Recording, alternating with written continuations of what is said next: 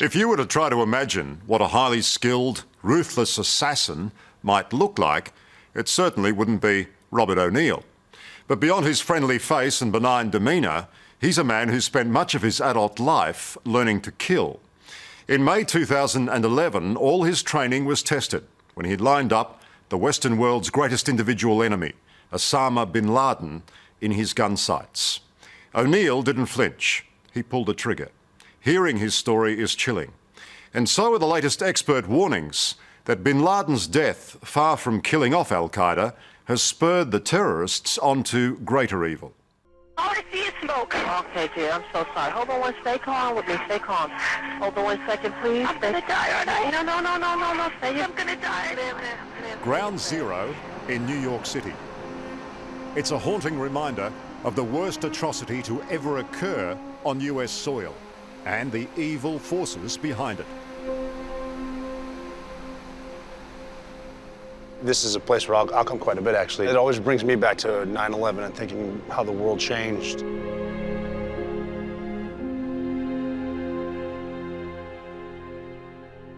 In this sacred place, Robert O'Neill is just another face in the crowd. No one would suspect he's the man who took revenge on behalf of his nation. The man who shot Osama bin Laden.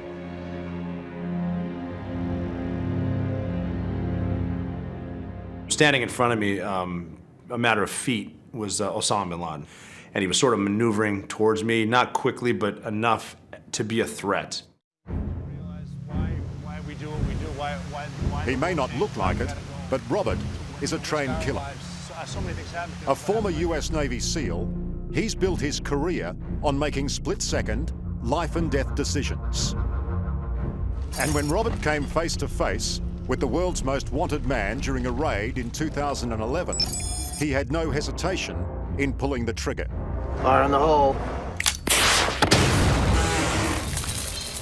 I did a target identification. He's taller than I thought, skinnier. His beard was kind of gray and short. That's definitely his nose. I've seen that face. That's bin Laden. He's not surrendering. I shot him twice in the head as he was standing up, and once more on the ground. That happened. It was very quick. This one started to sink in. Okay, we just got him. Now maybe we can get out of here. Dude, it's okay. Do you even realize what you just did? What was the official brief? Was it to capture or to kill? I would say it was a kill-capture mission based on the level of threat that bin Laden was. If he is no doubt surrendering, and they're talking like shirt off, hands up, or laying flat on the ground, palms up, surrendering, capture him. But when I went in there, he had less than a second to convince me he wasn't a suicide bomber. He didn't do that. Did your superiors want you to take him alive? They were good with it either way. Do not leave the hard drive. It's a decision that altered the course of history and has been immortalized in Hollywood blockbuster Zero Dark 30. Hey, what's up? I shot the third floor guy. But Robert warns that while he may have killed bin Laden, the evil mastermind's terror group remains intact. When you killed bin Laden, when you effectively cut the head off the snake, did you think that al-Qaeda as an organization would go backward after that? We knew it would be a blow to them. I mean, we're proving that as a coalition, if we find out where you are, we will send people in to get you. So it definitely had an effect. Did it end it? No. In the aftermath of September 11, the US launched the greatest manhunt in history to find and kill the evil overlord who planned it, Osama bin Laden.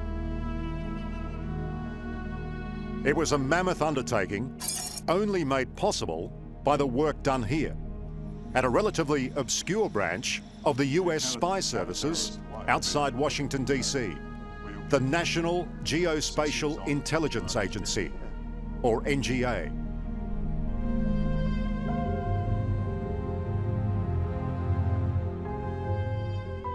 The difference between that wall of 6.5 feet or 2.4 meters is very important because it might have to be scaled or it might have to be breached.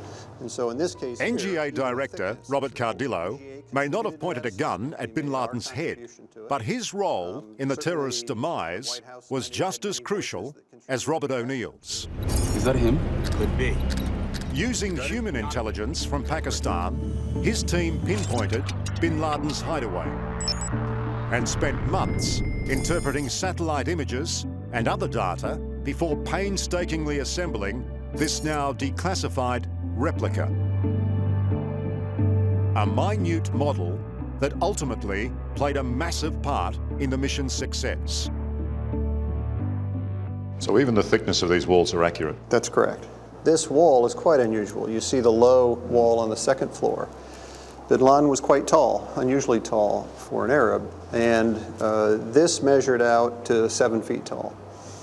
And the theory of the case was, if you didn't want to be seen from the neighborhood or anybody driving by, but you wanted to get some fresh air, you would use that location. So again, it didn't prove he was there, but it did give us an indication that if somebody tall was trying to hide from local observation, that wall made sense. We were doing training all day long, all night long, with a few hours of sleep. And in between the runs, we would, before bed, we would stand around the model, look at it and plan and talk about what else, and then get some sleep and then get up and do it again.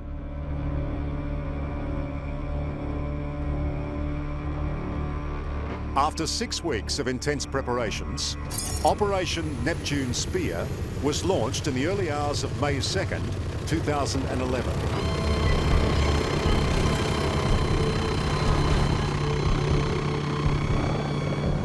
But chaos struck from almost the beginning, with one of the 2 Black Hawk helicopters crashing as it hovered above the compound.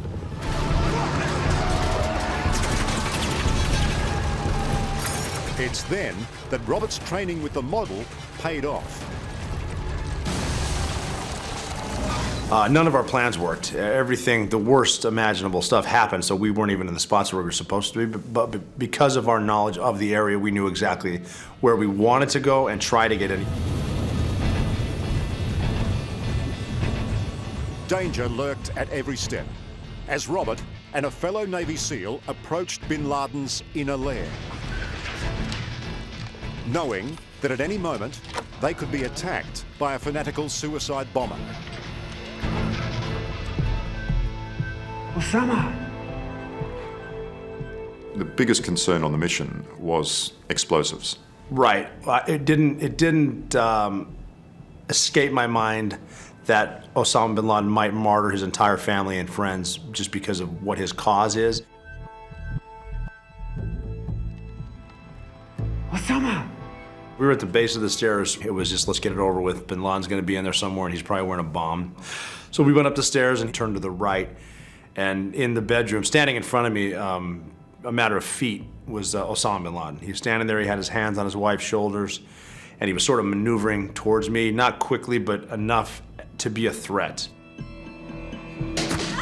Down. All right, get it. So, you put the first bullet into bin Laden? I put the first 3 bullets into bin Laden. Mm-hmm. What sort of time frame were we talking about from the moment you decided to pull the trigger? Maybe a second. In the moments after his death, Robert and his fellow SEALs scoured the building for intelligence before extracting bin Laden's body and returning to base. The Pentagon says the raid lasted from start to finish no more than 40 minutes. Yes, on the ground. Did you expect it to be that quick? I wanted it to be quicker. We wanted it to be about 32 minutes on the ground. Hi, Rob O'Neill, how are you? Let's get a pic. Hey guys, come on in. Alvin, Mesa, come over here. Sure. American hero. Robert has now penned a book about his exploits. But he's been criticised for openly discussing and writing about the mission. Get a pic, girls? Other Hi. US Navy SEALs say he's broken the traditional code of silence. How are you, man? I'm Rob. Good to meet you. Are the SEALs happy that you're talking about it? I don't know. I mean, the tradition has always been that you don't talk about it, you stay stung. Are you happy to break that tradition? I don't think I broke the tradition. I've read probably 50 books written by SEALs. So I don't know what that's all about. And I think other guys should tell their stories. If they're doing good work for people and no one's in danger, then they should be able to write books, I think. It's also been written that it was the point man who shot him first. I don't know if the point man didn't shoot when I was there. And when I got there, I can tell you what I saw. When we went up the stairs, the point man jumped onto, they did say he took a shot up the stairs. When I saw Bin Laden, he was not hit, and he was standing on 2 feet. And so I've got to assume I shot him the first 2-3 times. I honestly don't know which one, or if there was one that shot the fatal rounds. I don't know. I think it would have been better to maintain their typical anonymity, but that didn't happen. James Clapper was the United States Director of National Intelligence at the time of the raid and was in the White House alongside President Barack Obama when Bin Laden drew his final breath. It was huge. I will never forget the feeling I had after being closeted in the White House Situation Room all that Sunday. There was a crowd. The word had gotten out already, and there was a crowd in Lafayette Square chanting "USA, USA," and that's when it really hit me. The sort of emotional impact of, again, I think closure for the country, and certainly closure for the intelligence community, and closure for me. We finally got him. Exactly. V for victory, baby!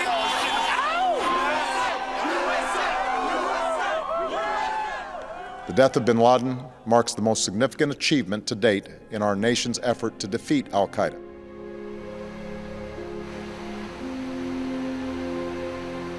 When Osama bin Laden was killed, people across America celebrated.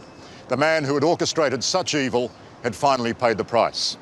But as New Yorkers continued rebuilding, both literally and emotionally, al-Qaeda was also rebuilding.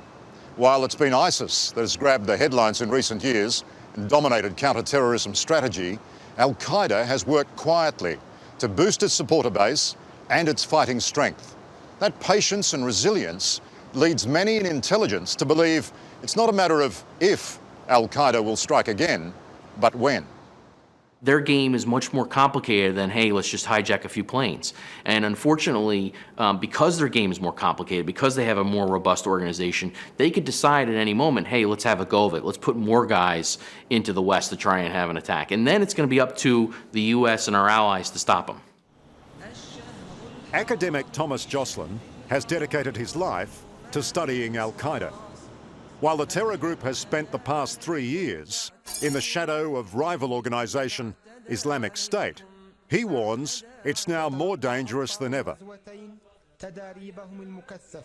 What al-Qaeda has done is they've used the Islamic State as sort of a foil. They'll say, well, the Islamic State is they're the real extremists. They're the real jihadists you have to worry about, where we're the acceptable sort of moderate jihadists.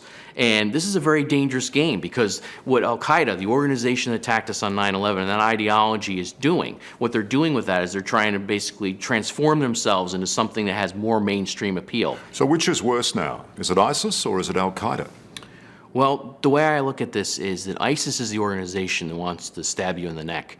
Al-Qaeda is the organization that wants to stab you in the back. They don't want you to see them coming. And the person al-Qaeda hopes can lead them to achieving that goal is Osama's own son, Hamza bin Laden. The now 25-year-old is being touted as a potential new leader of the deadly organization. They're grooming him for that. And what that means is they're trying to build up the legend of Hamza bin Laden, just as previous jihadis had built up the legend of his father, Osama. With a new generation of leaders emerging, al-Qaeda poses a threat that James Clapper believes we'll never truly vanquish. What does that say about the war on terror? It's unwinnable. Well, I wouldn't say it's unwinnable. I just think we're in it for the long haul. I think it's unrealistic to think we're going to win and achieve victory and have troops marching down Times Square in New York City because we won the war on terror, because it's just not going to end. Can you? I already did that. Can I line with you, please? Yes, ma'am. I am going to stay with you. Listen, Mrs. Thank you. They're here? Are they inside with you? As for Robert O'Neill, he prays there are always men willing and prepared to defend our freedoms, no matter the cost. So I did what any other special operator would have done. So how do you deal with that, as the guy who was there on the ground? With killing somebody, it's part of the job. These are people that want to kill us, and I think that a lot of what we believe in needs to be defended. I mean, we're the good guys. There have been many send-offs for Mark Chopper Reid. Through his stage shows, his books and a very successful feature film, he became Australia's favourite crook. But for all the mythology around Chopper, the truth is what he did in his lifetime was monstrous. Just 16 days before he died, I sat down with Mark Brandon Reid for his last ever interview.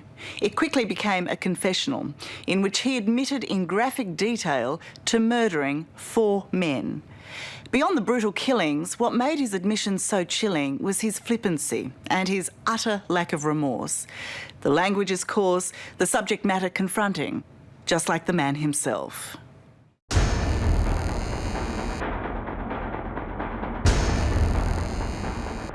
Ain't no fish butcher's knife there. Nice pick there. The Stanley Bay there. Mark Chopper Reid dished out and survived a lot of violence in his life. Bullet hole back there. His body is like a roadmap to hell and back. But suffering stage 4 liver cancer, he knows he's on a one-way journey. Can you see that in the camera? That's the tumour. Look at that. That's a pretty big tumour, isn't it? Yeah, that's a big tumour. Look at the size of the bastard. Is that one thing you are frightened of? Well, I don't like the look of it. I don't like the look of it. It's growing in my guts. I don't like the look of it. You need a hand up. Oh, yeah. Emotionally, how are you coping with the thought of dying? Oh, it doesn't even hit me emotionally. It hasn't even. I don't even. You know, I haven't thought of dying. I don't think of laying in the grave and, you know, what's going on here. You know, I'd like to come back and see what all the fuss is going to be after I'm dead. Read a few of the papers and watch a few of the TV shows and listen to a few of the arty-farty debates, you know, that are going to be on after I'm dead. Was he or wasn't he a good writer? Was he or wasn't he a good artist? Was he or wasn't he a good singer? Do you think there'll be a debate about whether you were a good or bad man? Oh, yeah, there'll be a debate about that, yeah. Is that debatable? Oh, I suppose it's debatable, yeah.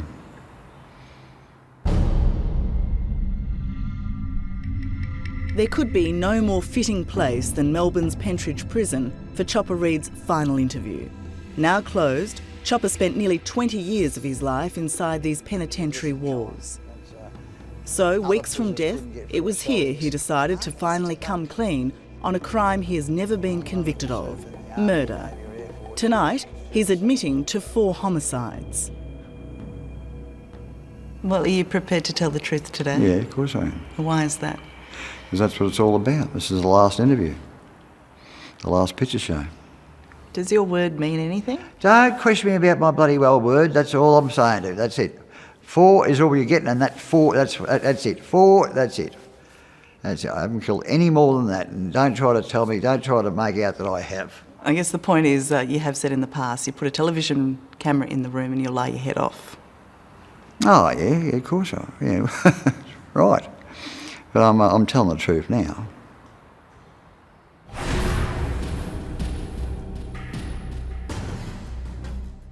So, Mark, what happened to Desi Costello Well, here? Desi Costello was standing here. He was here. Yeah. And, yeah, you know, you're a fucking imbecile, Des, you know. You gotta get it, you know. You're a fucking imbecile. Fucking whack, bang. Outside the Leinster Arms Hotel in Collingwood, Chopper is taking me through this bizarre reenactment of a murder 42 years ago. Come on, put your fucking hand up. Right, this one? Yeah, he packed it up and he went like that. Right. It was an organised hit on Union heavy Desmond Costello. Chopper Read was just 17 years of age, and this was his first murder. Who was this bloke? Painter and docker. Yeah. What was your involvement in his murder? I was just the bloke that killed him. Do you even remember why he had to die? No, I can't really tell you why. I haven't got the faintest idea. I'm trying to think of something why. I haven't got the faintest or remotest idea why. You know, you start to get into the land of, oh, really, I don't really, why? I don't know why, and as I sit here now, I couldn't care less. I mean, why? Did why ever matter to you? Why? Had nothing to do with it. Did he see it coming? Well, no, he didn't really see it coming, no. He didn't believe it was going to come, not from me. I was only a young kid, I was only 17 years old. When you were about to shoot him, what did he say? When I pulled the gun out, he said, fuck off, you know. He said, what are you going to do with that, Chopper? I said, what do you think? And he said, get fucked, go away. He said, I'll smack you in the mouth. I'll take it off you and jam it up your ass, all that sort of stuff, you know. And so I just shot him. He started to insult me, you know. But you were going to shoot him anyway, weren't well, you? yeah. But he was getting insulting, you know, saying that I wouldn't shoot him and he'd take the gun off me and stick it up my bum and all that sort of stuff, you know. The pub's keg cellar became Des Costello's temporary tomb. Down he's gone. When you threw, why are you laughing? Down he goes. That's it? Yeah, that's it. And you thought he was dead? Yeah. Dead as a doornail as far as I was concerned. But he wasn't, was he? Well, the next morning he was still a bit of a cackle. So what did you do then? Step on his fucking throat. We just fucking went like that. Just took a bloody, just a bit of a. That's all it took. Did you know that you had that in you then? Yeah, of course I did, yeah. Blasé and brutal, the 17-year-old Chopper and an accomplice carried the body of Desmond Costello a few blocks to dump it here, in the shadow of what locals call the Collingwood Shot Tower. Police found his body, they just never found his murderer. Were you surprised that you got away with it? No. Why? There's no one around. No. This is 5:30 in the bloody, whatever it was, morning in 1971 in Collingwood. So you don't think anyone saw you? Well, if they did see us, they turned their head quickly and went the other way. So what turned 17-year-old Chopper Read into a killer, the son of a soldier and a religious mother? As a young boy, he was sexually assaulted, later teased and beaten up at school, spent time in foster care, and was even committed to psychiatric hospitals. What do you reckon has made you who you are, Mark? I don't know. But do you think that anything in your past, the fact that you yourself were attacked as a 5-year-old or 6-year-old and raped, do you think, the fact that you were in an orphanage for a time, do you think the fact that your dad loved guns and you described him as mad, do you think that shaped you? I've never stopped to analyse I've never stopped to analyse it. I've never dwelled on it or given it any great thought. What makes me tick? It really amuses me when other people say, "Oh, I know you." Why is that? "Oh, I've spent so much time with you. I know you." We don't know what makes anyone tick. Everyone's a mystery to everyone, and everyone is a mystery to themselves, I believe, But the violence, and what violence? The absolute fascination with guns, where did that come from? What violence? There's no violence in shooting someone. There's no violence. There's no blood spurting out all over the kitchen and Yeah, but you've told me you've probably stabbed up to a dozen people. You've jumped on people's heads. You've done. I mean, you're violent, Mark. No, oh God, there's violence and then there's violence. Only weeks before his death, Chopper still had the energy to theatrically make his chilling point. Is that camera following me?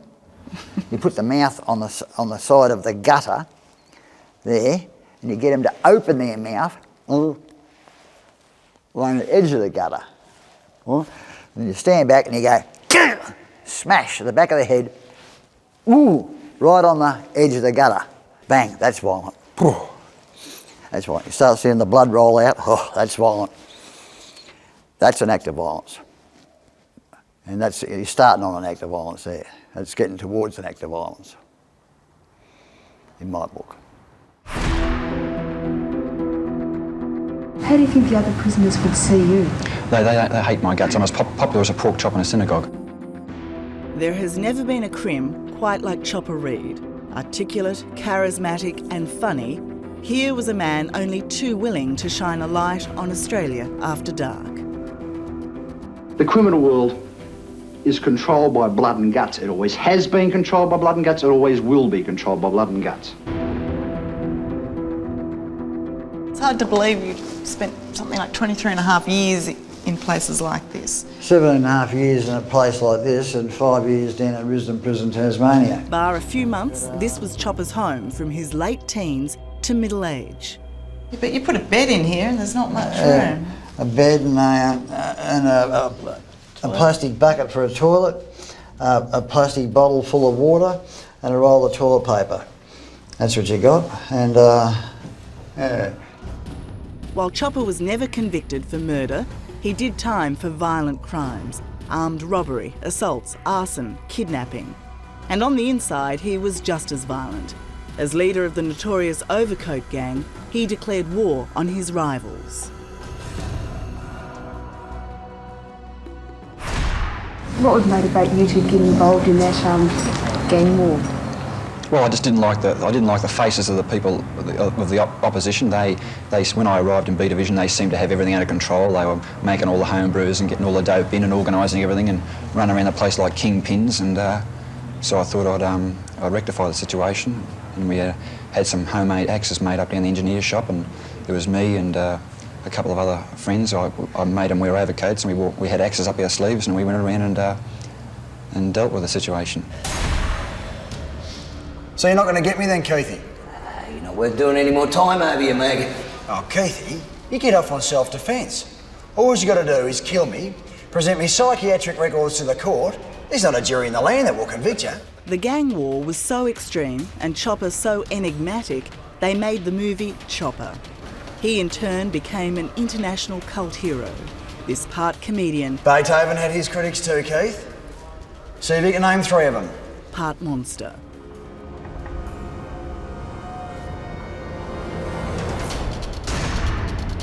The secret to winning a war is to love something your enemy doesn't like it. My enemy didn't even like being in jail. I loved it. My enemy didn't like being in Haste Division. I loved it.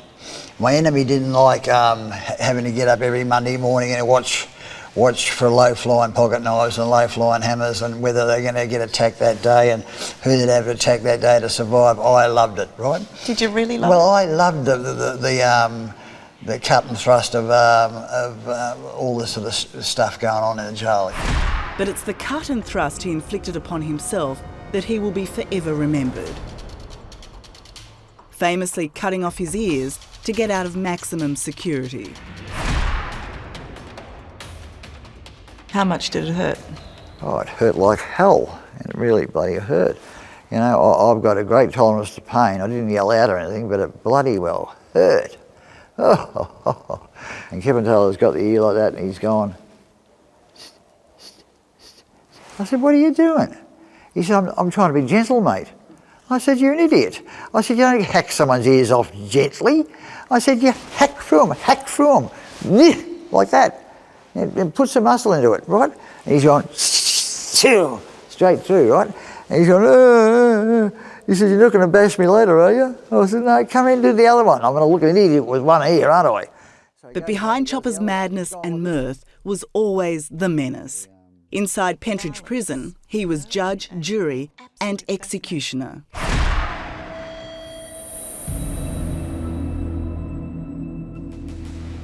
And it was here Chopper Read says he committed his second murder in 1974. His victim was paedophile and child killer Reginald Isaacs.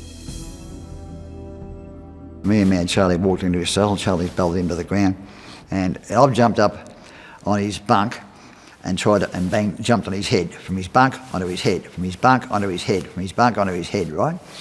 And then I've gone from the bunk, I slipped down off the head and hit the chest. From the bunk on into the chest, bang, bang. And he wasn't dead, you know, but he was sort of, you know? And so I've taken his shoelaces off him, tied his hands behind his back, and then I've taken the sheets off him, wrapped the sheets around his neck, lifted him up with Mad Charlie, got the sheets around his neck, and I've tied the sheet up over the top railing of the obso gate, pushed him down, and I've gone out of the cell, and I've closed the cell door. There was no one saw us, we were pretty quick in here. And anyway, at 7 o'clock that morning, they've opened his cell door and found out that he committed suicide. The official verdict was suicide, but Chopper claims he got away with murder within these four walls of D Division at Pentridge. No one ever questioned me for murder over it. No one ever thought it was murder, they always thought it was suicide. And you almost sound proud of your work on that one. Oh, well, anyone that had killed a child in such a manner didn't deserve to live. But why was it up to you to... Well, it must have been up to me because everyone in the remand yard shook hands with each other and said the first person that sees this bloke was obliged to kill him. And well, I happened to be the first person to see him, so it was up to me to kill him.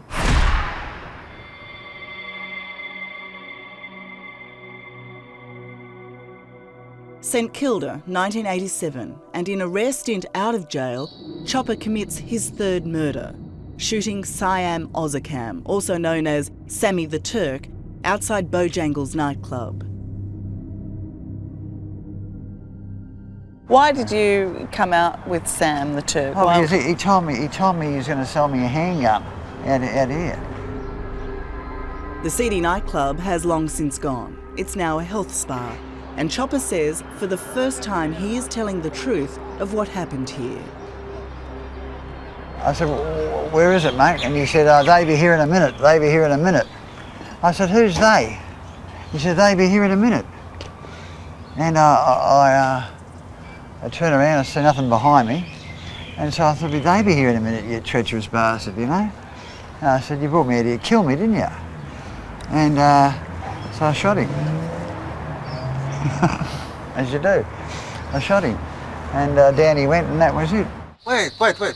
Chopper, you got gun? You got gun, huh? Until now, Chopper has always claimed the shooting was in self-defence, that Sammy the Turk was armed and part of a drug-dealing gang that wanted to get rid of Chopper, the standover man. I was taking their money. I was driving the western suburbs crazy, you know? I was standing over bloody virtually half of them and taking their money. They didn't like it, you know? But on the night he shot him, Sammy the Turk didn't pull a gun on Chopper. He was unarmed. When I killed Sammy the Turk, that wasn't self-defence. That was outright fucking murder. Sorry, shouldn't be swearing, but that was outright murder. I told the armed robbery squad that night that it was self-defence. I said he grabbed the gun out of the front of my pants and I grabbed the shotgun out and click, click, click here and I'll go and bang through the head. And I thought to myself, if anyone believes this story, they got rocks in their head. But the jury did believe Chopper and he was acquitted. Everyone swallowed it. I couldn't understand. And next thing you know, the jury would come back and said, not guilty. I didn't go, cheer, cheer, I just dumbfounded as the jury walked out. I'm still looking. Did they say not guilty? I couldn't believe it. Not guilty for that. Oh, God almighty. Thank God you can't be tried twice.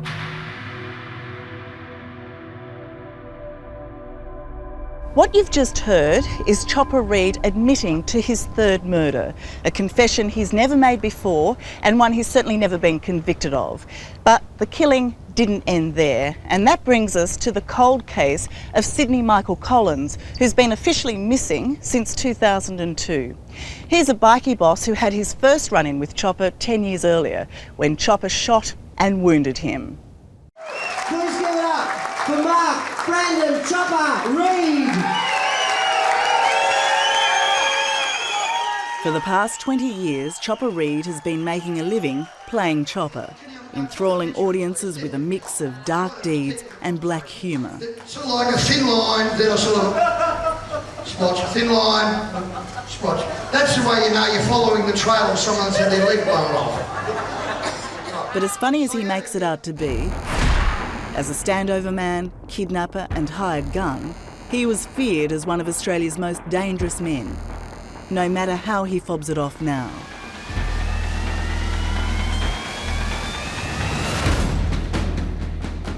Of course we were kidnapping them and taking their bloody money and all the rest of it, but basically that was it. We just kidnap them, we take them, bash them and smash them and bash them and smash them, and give them a good eye and then let them go. This violence that you have in you, the rage that you have in you... It's not a rage, it's not a rage. Did you learn it, or were you born with it, do you reckon? I don't know. I don't know. What does your family think of your line of work? My father was...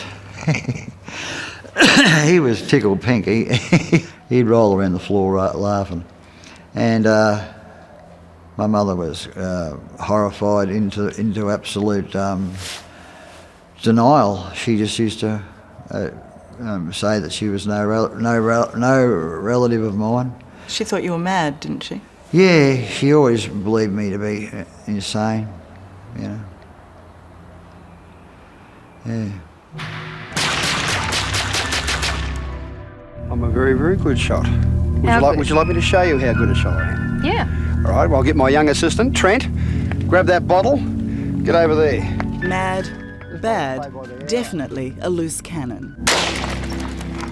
Yep, I'm a crack shot. When he filmed this extraordinary scene back in 1992, Chopper was only months away from going back to prison. This time for shooting bikie boss Sid Collins. Because he was the national president of Outlaw Motorcycle Club, I was supposed to donate $8,000 to his bloody wedding. So all the people that were coming to the wedding, the main people, had to bring $8,000.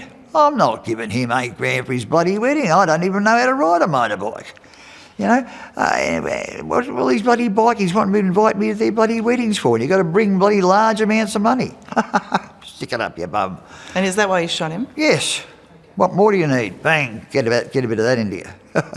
And then you had him driven to hospital. Well, I said, do you want one in the brain? No. And I said, when you go under the lemon tree or out into the hospital, where do you tell on people? No. You don't tell on people? You stick solid? Yes. You won't go giving me up? No. All right, good. So we can take you to hospital and you remain silent? Yes. Word on that? Yes. I believe you. Rightio, take him to hospital. But Sid Collins broke this baffling criminal code by going to police. Chopper spent the next 6 years here at Risdon Prison. You can't go dobbing people in. You can't go giving people up just for a minor shooting. Shot him in the guts and took him to hospital. It was a petty offence. After his release from prison in 1998, Chopper said he was never going back. His years of crime were over. But what nobody knew was he would never forget being crossed by Sid Collins.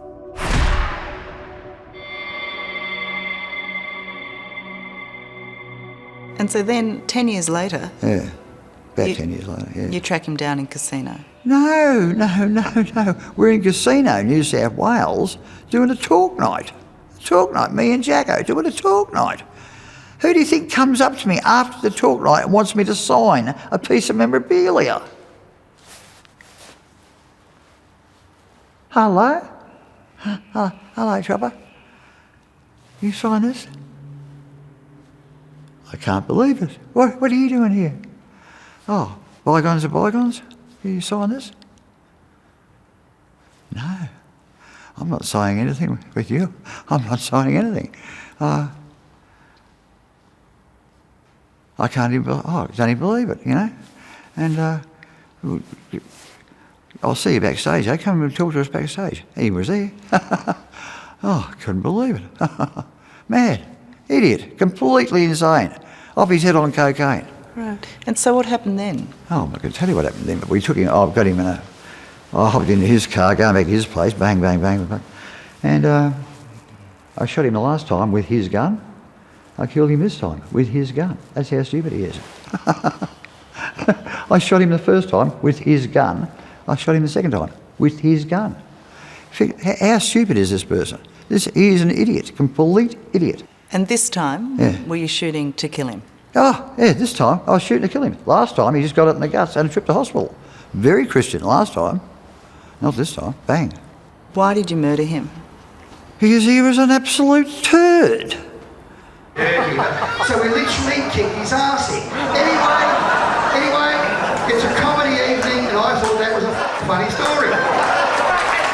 So years after convincing his legion of fans he'd swapped crime for storytelling, Chopper brutally settles a score with an old enemy. What did you do with the body? We stuck him in a hole and filled the hole in, as one does. Whereabouts was that? Casino, New South Wales. Can you be more specific? Do you Casino, remember? New South Wales. I'm not going to go and dig it up for you. I couldn't dig it up for you myself. I would forget. It was bloody somewhere near a bloody football oval. Somewhere near a football oval. Yeah, about 50 fucking feet away from a football oval on the other side of a big mound of bloody dirt. That's all I remember. Do you reflect on that at all? I mean, you know, his son told police he was missing, reported him missing. There's a family there looking for a dad who's no longer around. Any remorse, any sort of reflection on that? No, none at all. None at all. None at all. Absolutely none at all. No. None at all. What does it feel like to kill someone? Didn't feel anything at all. Nothing. Nothing. An adrenaline rush? No, didn't feel a thing. No. I didn't get no adrenaline rush, nothing. Fear? No, nothing. No sense of fear. No sense of foreboding or anything like that, nothing. No. Sense of power? No sense of power, nothing like that at all. No. So sense of looking over your shoulder, did anyone see it? That's about it.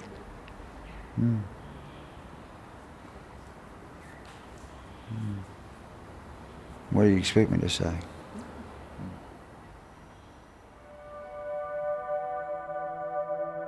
Mark Brandon Chopper Reid wasn't afraid of killing, and even in his final weeks, he wasn't afraid of dying.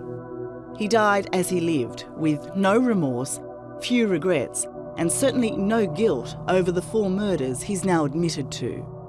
He leaves behind a wife, Margaret, and 2 sons, Charlie and Roy. I never ever worried about death, never ever entered my mind death. That's what's kept me alive, I suppose. They say you sleep and you sleep and you sleep and then you fall into a coma and then sometimes during the coma you die. So it sounds pretty painless, you know, so I hope that's how I go. It's better than dying with a bullet in the back of the brain or a bullet in the front of the brain. I guess you've dodged a few of those. Yeah, I've dodged a few of those, and I literally have too. I've heard the bullets rustling through the air, going past my ears. It's good to be able to hear the sound. If you don't, you're dead. Even though I've got no ears, I can still hear the sound of a bullet.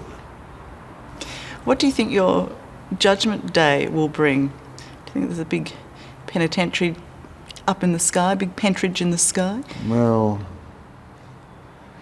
if there was a big pentridge in the sky, I suppose there'd be a place there for me. I wonder who'd be in it. Place would be empty, wouldn't it? Because it'd be in heaven. I'd be the only person up there. I would. I'm the only person I could think of going to heaven. Really? Yeah. From my world. For years, Ronnie and Reggie Kray ruled London's gangland with a combination of violence and terror. They're identical twins, and they've been locked up for the last 21 years. But for how much longer? Now there's a campaign in Britain to have them released. That's despite their bloody record. Reggie's in maximum security for murder. Ronnie's in a hospital for the criminally insane. Neither has ever shown any remorse for his crimes or his victims. And between them, they've stashed away millions from their business behind bars, which they brazenly call the firm.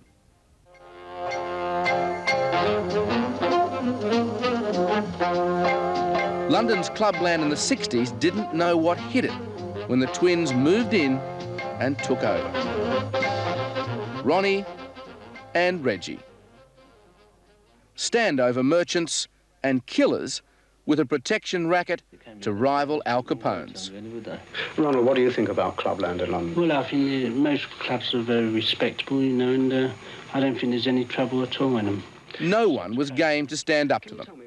Not even the interviewer in this, their only television appearance ever.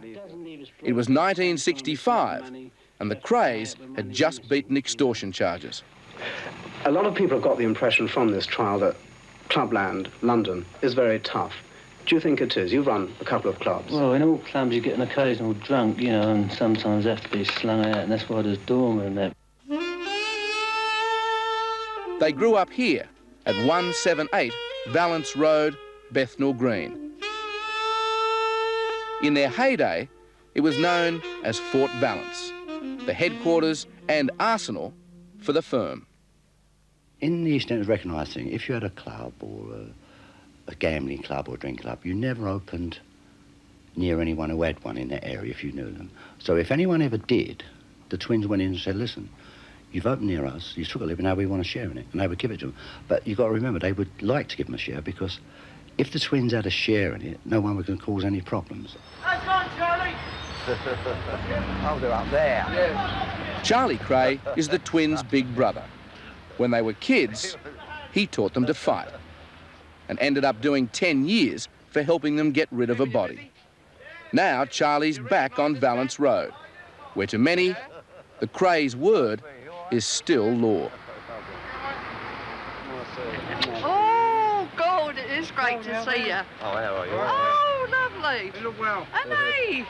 Marvellous. You're all right. The younger he Do you gets, know the who this? handsomer he gets. Charlie. Charlie Kray. Yes, he does know him. One of the boys. Barrett. Name of Barrett. They started at the age of 8 when they were shooting from trains, and then by 19 they were already charged with attempted murder. That's right, yeah. So you can't get worse than that, can you? Now, your Aunt Rose always said that the twins were born to hang. She used to say that, yeah. They absolutely terrified people. Just to say the name Kray was sufficient to arouse terror and fear in people. And Nipper Reid should know. He was one of Scotland Yard's top gangbusters, the man who eventually put Ronnie and Reggie Kray behind bars. This man had been in a club, and Ronnie Kray walked in there and stood at the bar drinking with this guy. And the guy said, patting his stomach, "You're putting on a bit of weight, Ron." And that was all that was needed. Ronnie said, "Down the toilet."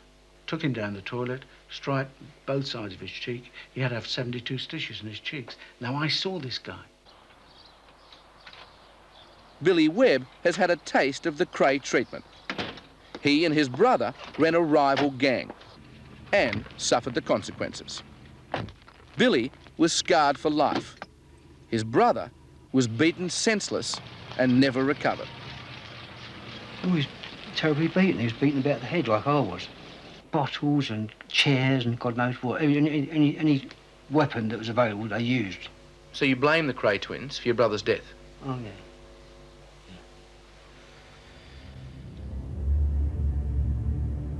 The twins always knew how to handle themselves and their enemies. They were a lethal combination with all the right credentials for their line of work. Ladies and gentlemen, the Kray brothers. Back it just the right credentials too for a movie of their life story. Why are you doing this? Stop, It's a blow-by-blow account, starting with their days in the ring, leading up to the day Crazy Ronnie graduated to murder. The first murder the Krays were convicted of happened one night right here at the Blind Beggar pub. A rival gang leader, George Cornell, had publicly called Ronnie Kray a fat puff. Cornell didn't know it, but he'd signed his own death warrant.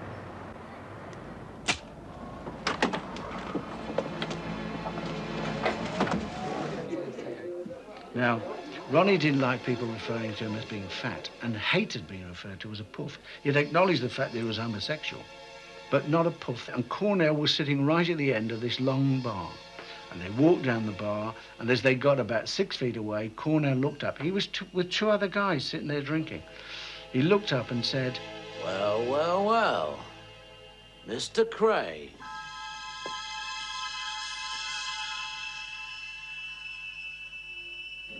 You haven't got the bottle. and they were the last words he spoke. And then Reggie felt he had to match And Reggie said, I've got to do my one. Victim number 2 was Jack the Hat McVitie, a junior member of the firm who turned traitor. Ronnie was holding him. He had his arms around him from behind, and Reggie was given this carving knife and then began to stab him. First of all, he stabbed him in the face and then in the stomach a number of times until poor McVitie fell to the floor. Ronnie and Reggie fled the flat. They were covered in blood, and they left all the clearing up to their cohorts. And McVitie was never found? Never found. The body was never recovered. Now, you got 10 years jail as an accessory after the fact. Of having disposed of the body. Of Jack McVitie's body? That's right, yeah. Did you? Never, and everyone knows it now. Do you think it was because you were a Kray? Oh, yeah, of course. The scales of justice finally tipped against Ronnie and Reggie Kray when they were arrested and charged with both murders early in 1968. A year later, after the longest trial in British history, they were sentenced here at the Old Bailey. Judge Melford Stevenson jailed them for life, ordering they spend at least 30 years behind bars. Stevenson told the nation that society needed a long rest from the twins. Now, you locked them away for 2 murders. Yes. How many more do you think there were? Well, altogether, my team investigated 7 murders.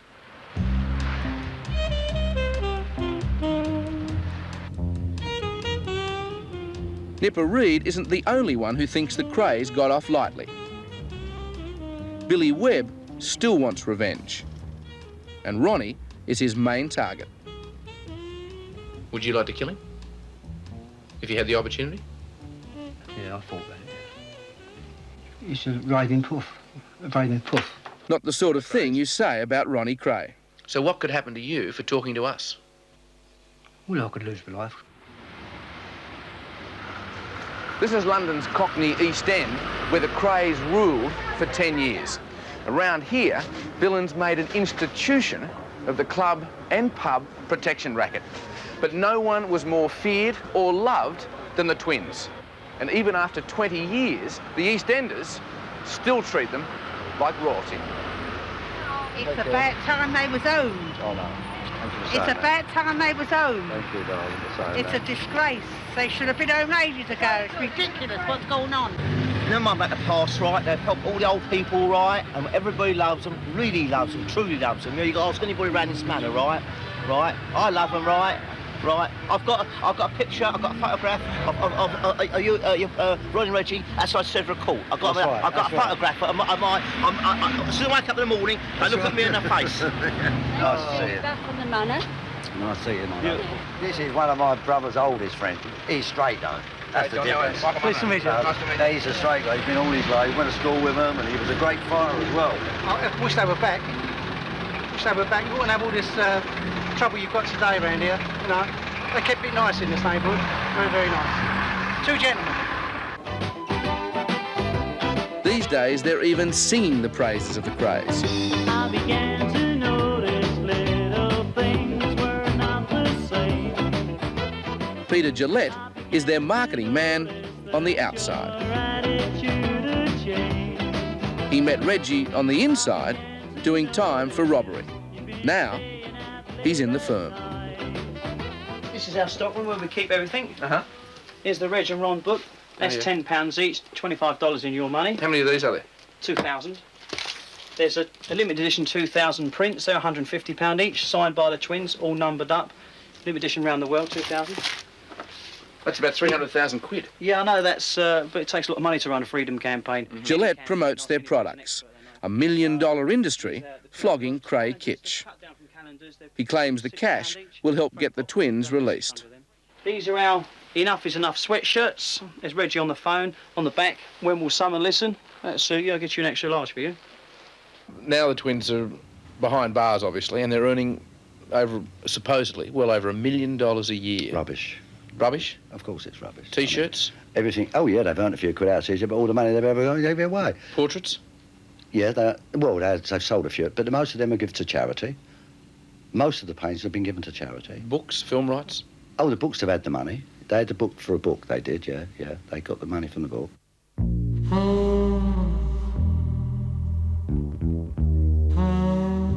And this is Katie Kray.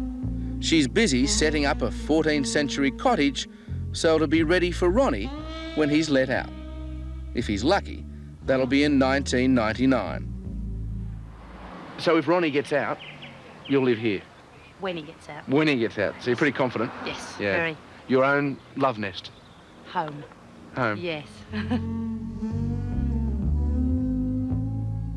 At 55, Ronnie tied the knot with Katie last year.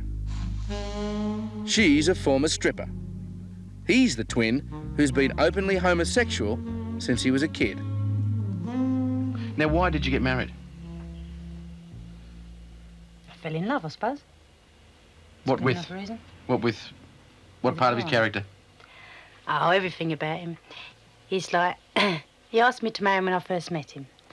I was a bit shocked at first, I suppose. But Ronnie is a self-confessed homosexual. Bisexual. Bisexual. Did he tell you that? Yeah. And what was your reaction? What did you say? It doesn't matter, so am I. Sorry? It doesn't matter, so am I. That's what you told him? Yeah. Then there's Harry, Kate's chauffeur and minder. He used to be her husband. So how often might you visit Ronnie? We're on our way to Broadmoor Hospital for the criminally insane, for an audience with the man himself, Ronnie Kray.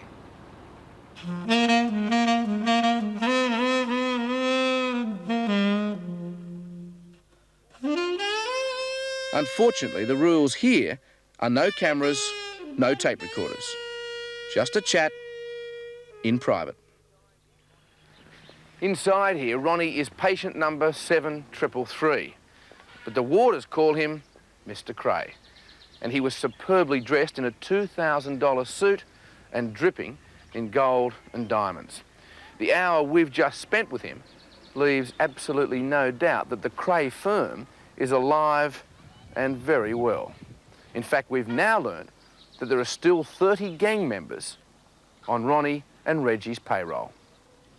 When do you think they'll get out, Charlie? I don't know if they'll ever get out.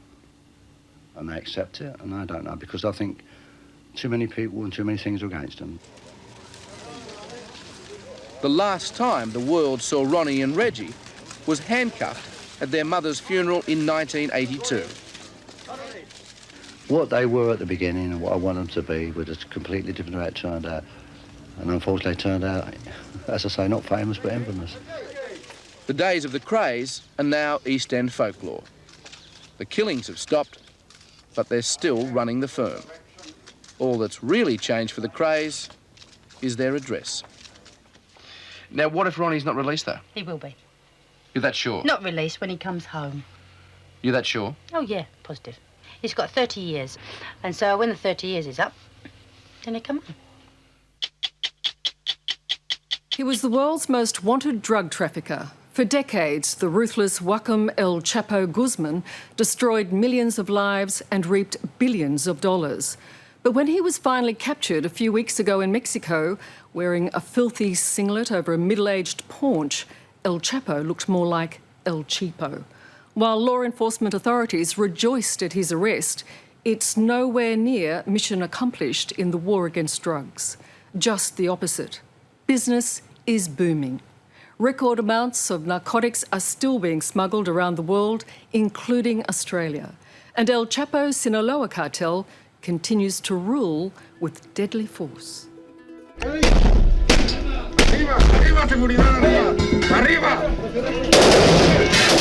It was bloody and violent. Mexico's elite Marines were taking no chances when recapturing the world's biggest drug dealer, Joaquin El Chapo Guzman.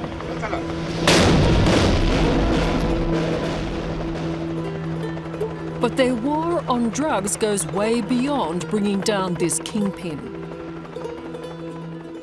The border between America and Mexico is the real front line in the narcotics battle.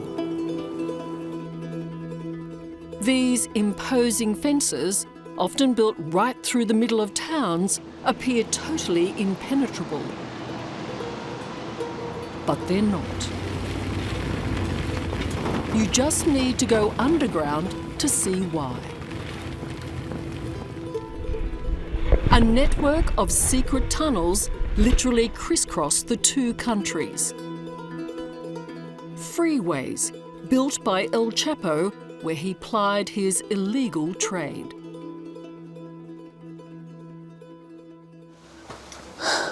What I find extraordinary is that this tunnel is 70 feet deep. That's about 23 to 24 metres.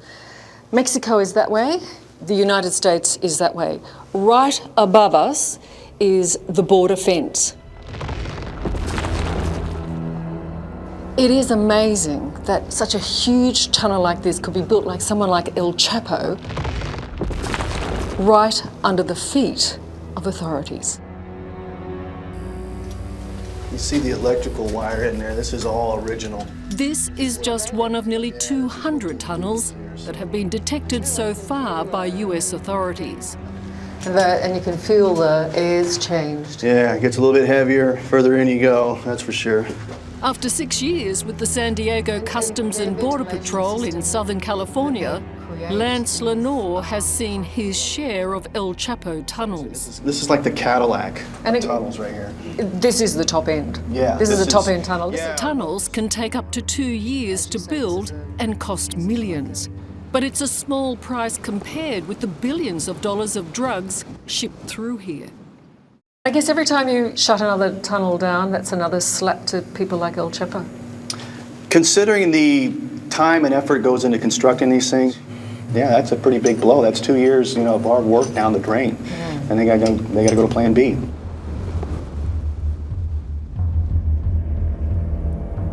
El Chapo didn't need Plan B when authorities thought they'd well and truly locked him away 2 years ago in Mexico's Altiplano maximum security prison. Last July, he simply got his tunnel men to engineer and dig him a daring escape.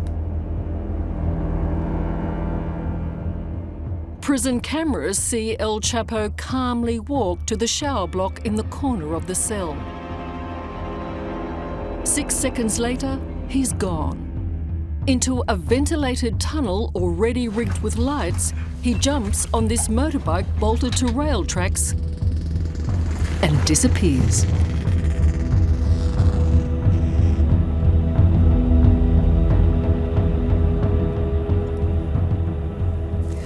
When you come here and see for yourself just how far this tunnel went, you've got to admit it's pretty impressive.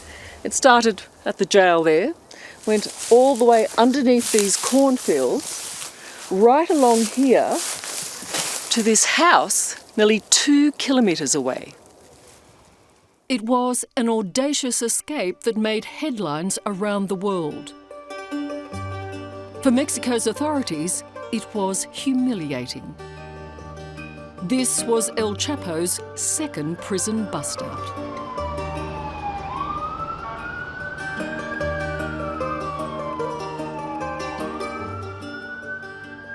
He's the Houdini of the criminal world. Would you agree? Absolutely. The Sinaloa cartel controls. Jim Dinkins, a former director of America's Homeland Security investigations, had been tracking the drug king for over a decade. Do you have a begrudging admiration for that? No, because you can't admire somebody with that much evil in them. Is he evil? Is that what he is? Well, it's hard not to be evil if you're responsible for the deaths of hundreds of people. To understand just who El Chapo is, you need to start here in Sinaloa, his Mexican home state. This place oozes drugs and drug money. El Chapo was born into poverty, but soon became the richest and most powerful drug lord in the world. His success made him a local hero. Wow. We've just offered marijuana to the patron saint.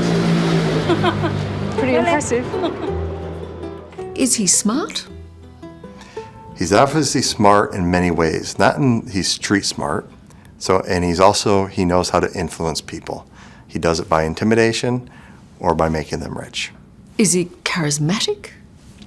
I would say he's charismatic in the sense that he's amassed a lot of followers that are envious of his ability to rise up through the streets, poorly educated, in the mass, and making us one of the richest and most powerful men in the world.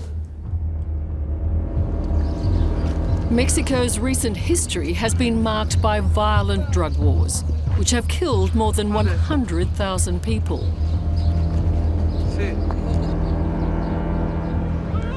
El Chapo's Sinaloa cartel is among the most vicious.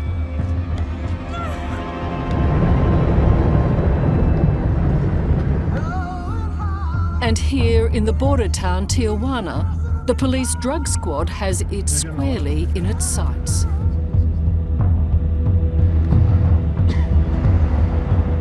But enforcing the law is not easy when so many in the community are on the receiving end of bribes.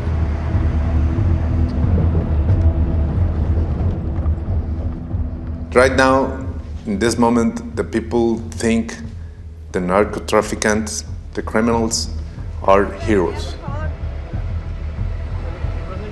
The young people see the drug traffickers as heroes. Former police chief Julian Lezeloa has been called Mexico's bravest man. 8 times he's been targeted by the drug cartels, and the last time, last year, they almost won. As he sat in a car, a gunman walked up and shot him at close range. It was 3 shots.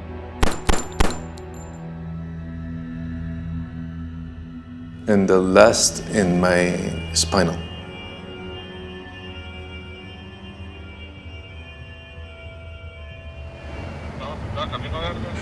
In the streets of Tijuana, 6 drug cartels vie for dominance and the huge drug profits. El Chapo's cartel controls 60% of the drug market, which earns him about $3 billion a year. And a slice of those profits comes from Australia. And the reason for taking drugs to Australia is pure and utter profit. Absolutely. In the United States, the average kilo of cocaine in the streets of the United States might get you $25,000. In Australia, you could make $250,000 off that same kilo. And to be successful in Australia, is it reasonable to assume that El Chapo has a network of people in Australia? Yes. There's usually a homegrown network that's already existing there for a distribution of to the street level. El Chapo has wealth and fame and, not surprisingly, loads of confidence, which might explain why, while still on the run, he gave an interview to Hollywood actor Sean Penn. He happily admitted he was in the narcotics business, but not the cause of their devastating impact. Si no hubiera consumo, no hubiera venta. Y eso es muy cierto que el consumo día con día es más grande, entonces pues, ahí vente y ahí vente. El Chapo's flirtations with Hollywood proved to be part of his undoing. Mexican authorities were monitoring Sean Penn and his companion, Mexican actress Kate del Castillo. Reasonable to suspect that he thought he was invincible? Yes. You know, when he escaped the second time, I thought he'd keep his head down and be so grateful that he was out that we'd never hear from him again. But his ego, once again, and his greed just for power and for notoriety just overcome him.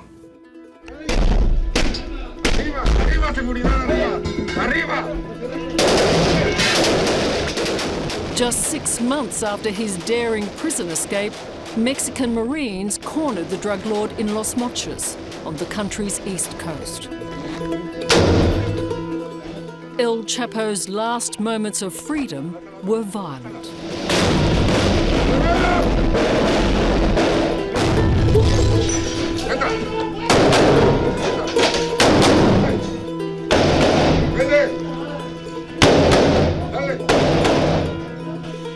¡Sobre esa puerta! ¡Esa puerta!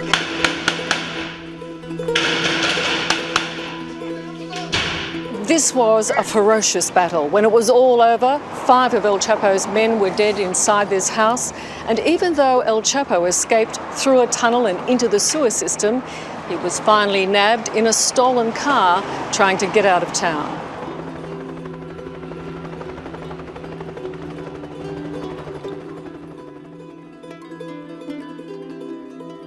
What is he thinking? At that moment, he's blaming himself for having been so arrogant to get caught again.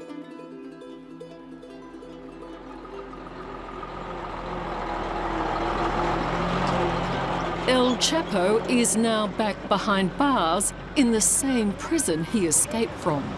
This time, security has been overhauled. Now, hundreds of police and military guard the jail.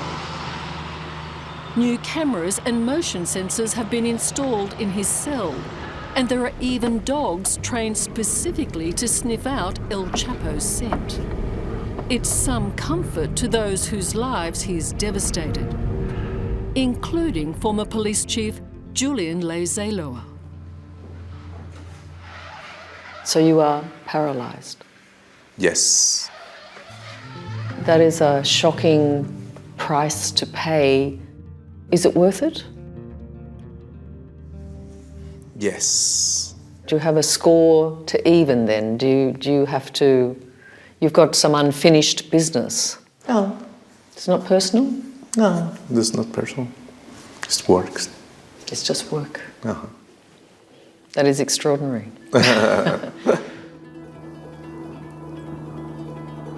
US authorities are seeking El Chapo's extradition. The hope is that he'll spend the rest of his life imprisoned in America.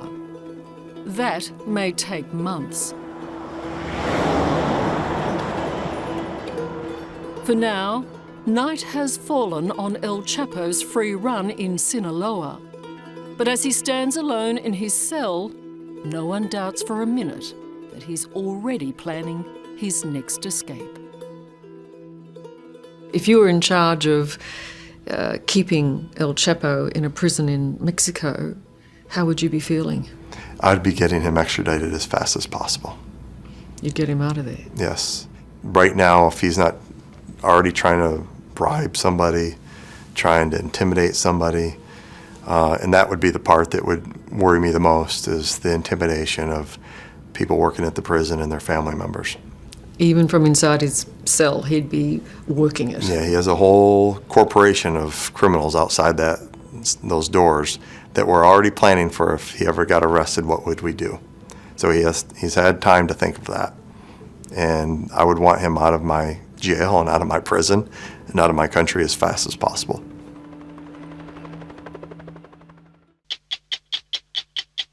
It wasn't just that Pablo Escobar peddled tons and tons of narcotics around the world, seemingly without fear of being caught, which made him so terrifying.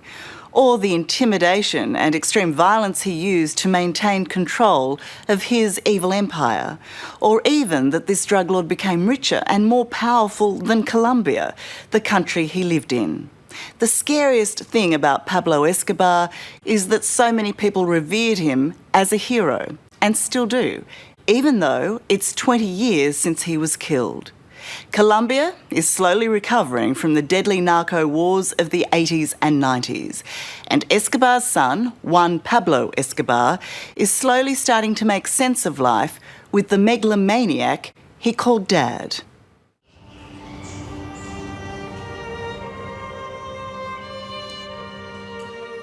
For Juan Pablo Escobar, the story of his father is the story of two men. What is your fondest memory, your warmest memory of this place? I remember some of my birthday parties with my father and all my family together, living very happy times. Pablo Escobar, the one-time narco king and most wanted man on the planet, was certainly a cold and calculating killer. But to his family, he was also a warm and loving man. I was willing to give my life for him. That's how deeply I love him. Considering the life he gave you, the life on the run, the threats to your life, the poverty eventually, is there a part of you that also hates him? No, there's no chance I could hate my father.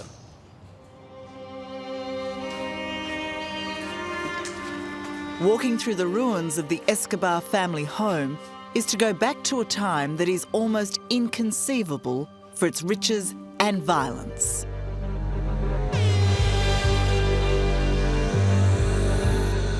Pablo Escobar was making ridiculous money, $420 million each week, by smuggling cocaine from the jungles of Colombia to the bright lights of Miami.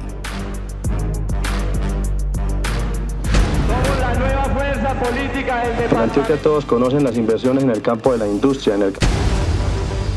It made him God here, all-powerful and all-giving, a charismatic, modern-day Robin Hood to the country's poorest, building soccer fields, churches, even an entire suburb to house the homeless.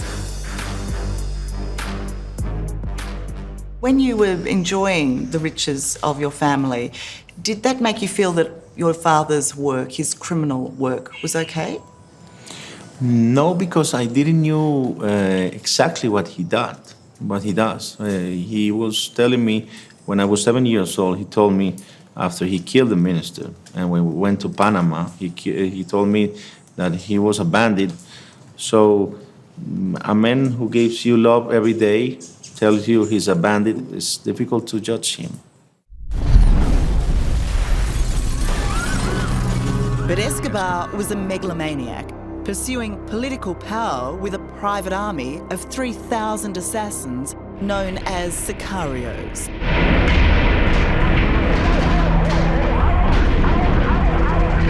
In the 80s and early 90s, at the height of his drug running and war on anyone who dared defy him, the streets of his home city, Medellin, were bathed in blood.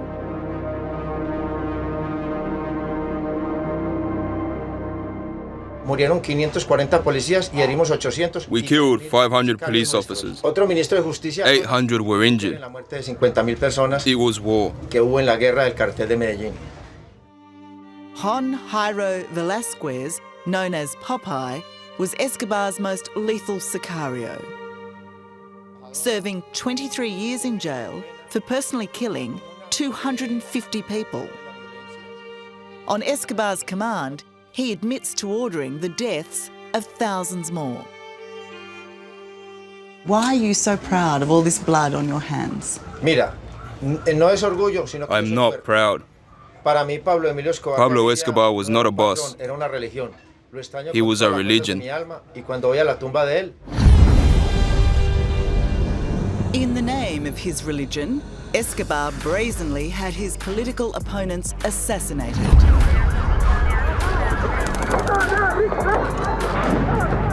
He brought down a passenger jet with 110 people on board to target one man, who wasn't even on the plane.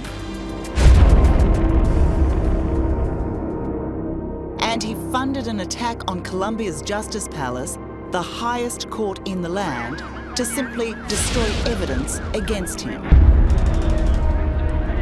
That day, 120 people were killed, including 11 Supreme Court judges.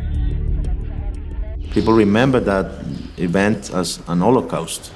A Holocaust? Holocaust, yeah. Did your father ever express any regret? And I don't think he expressed any regret at all. About anything? About anything.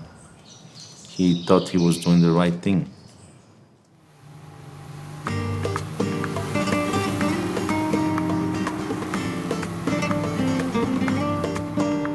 There was nothing low-profile or low-key about Pablo Escobar. Hacienda Napoles, his 20-square-kilometre country estate, was a tribute to excess. Here he had 3 zoos filled with exotic and often stolen animals, never-ending parties and too many boys' toys to ever play with.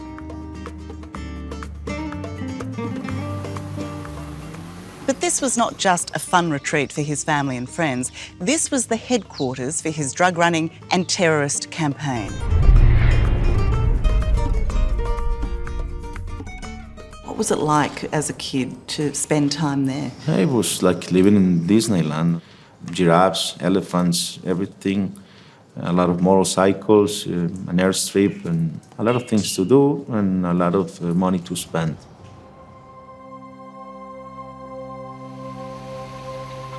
Today, Hacienda Napoles is a strange theme park. The surreal has replaced the opulence created and enjoyed here by the Escobars.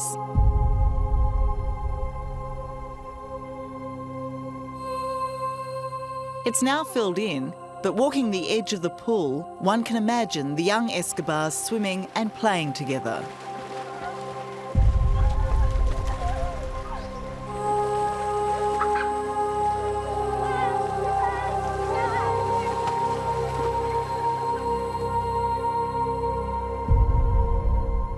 And from the old foundations of the house, there's the view of the disused tennis court.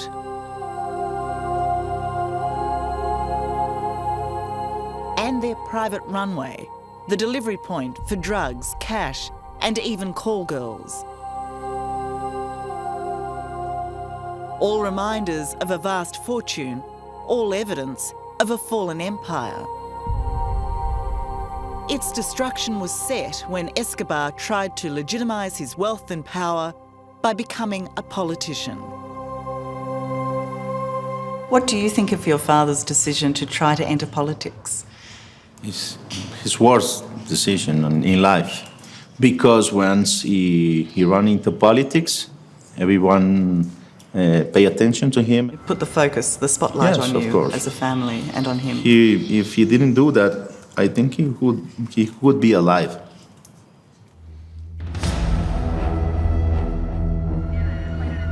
With his political ambitions thwarted, Escobar returned to violence to bully the government into dropping its extradition treaty with the US.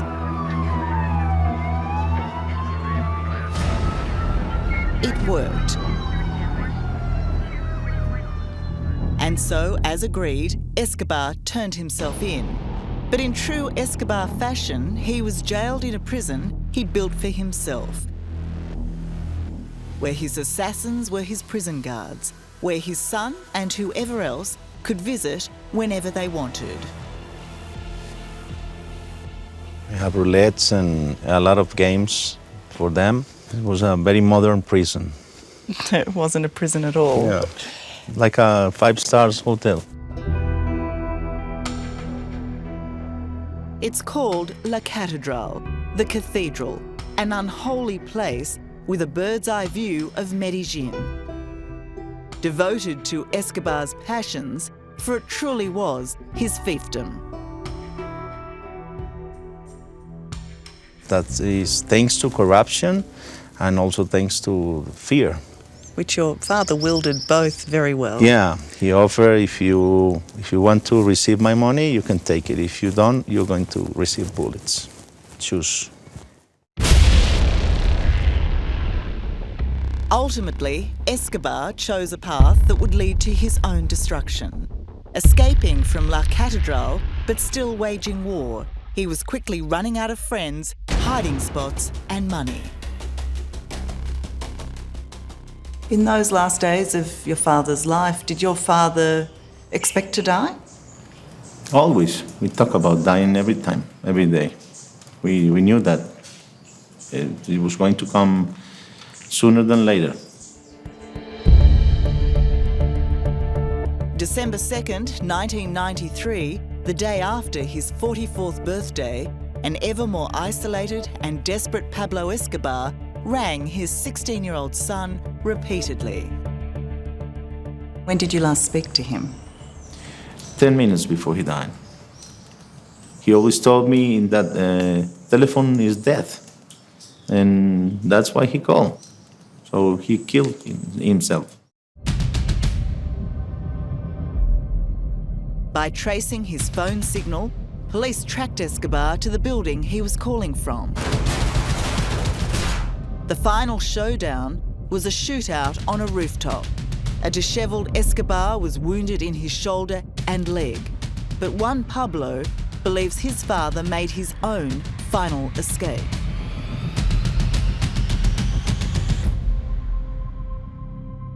And they found a third bullet? Yeah, in his own ear, where he always told me he will put his bullet in.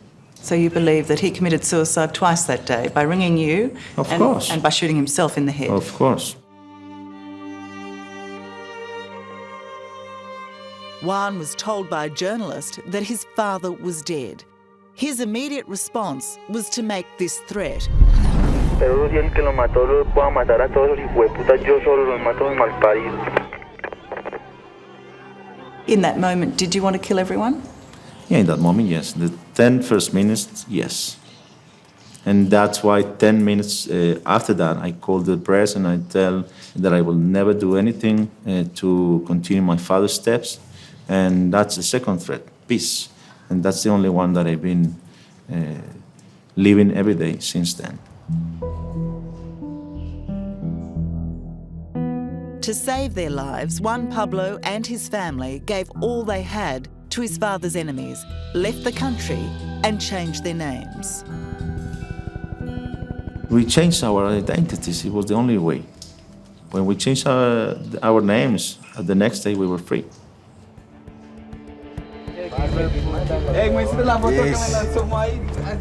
For Popeye, Escobar's most trusted assassin, the Narco Wars are to be embraced, not shunned.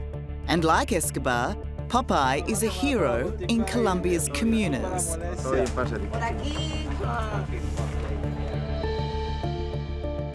The dangerous and ramshackle communities that house the city's poor and are a haven for criminals. You have no shame in trading on the name or notoriety of Pablo Escobar.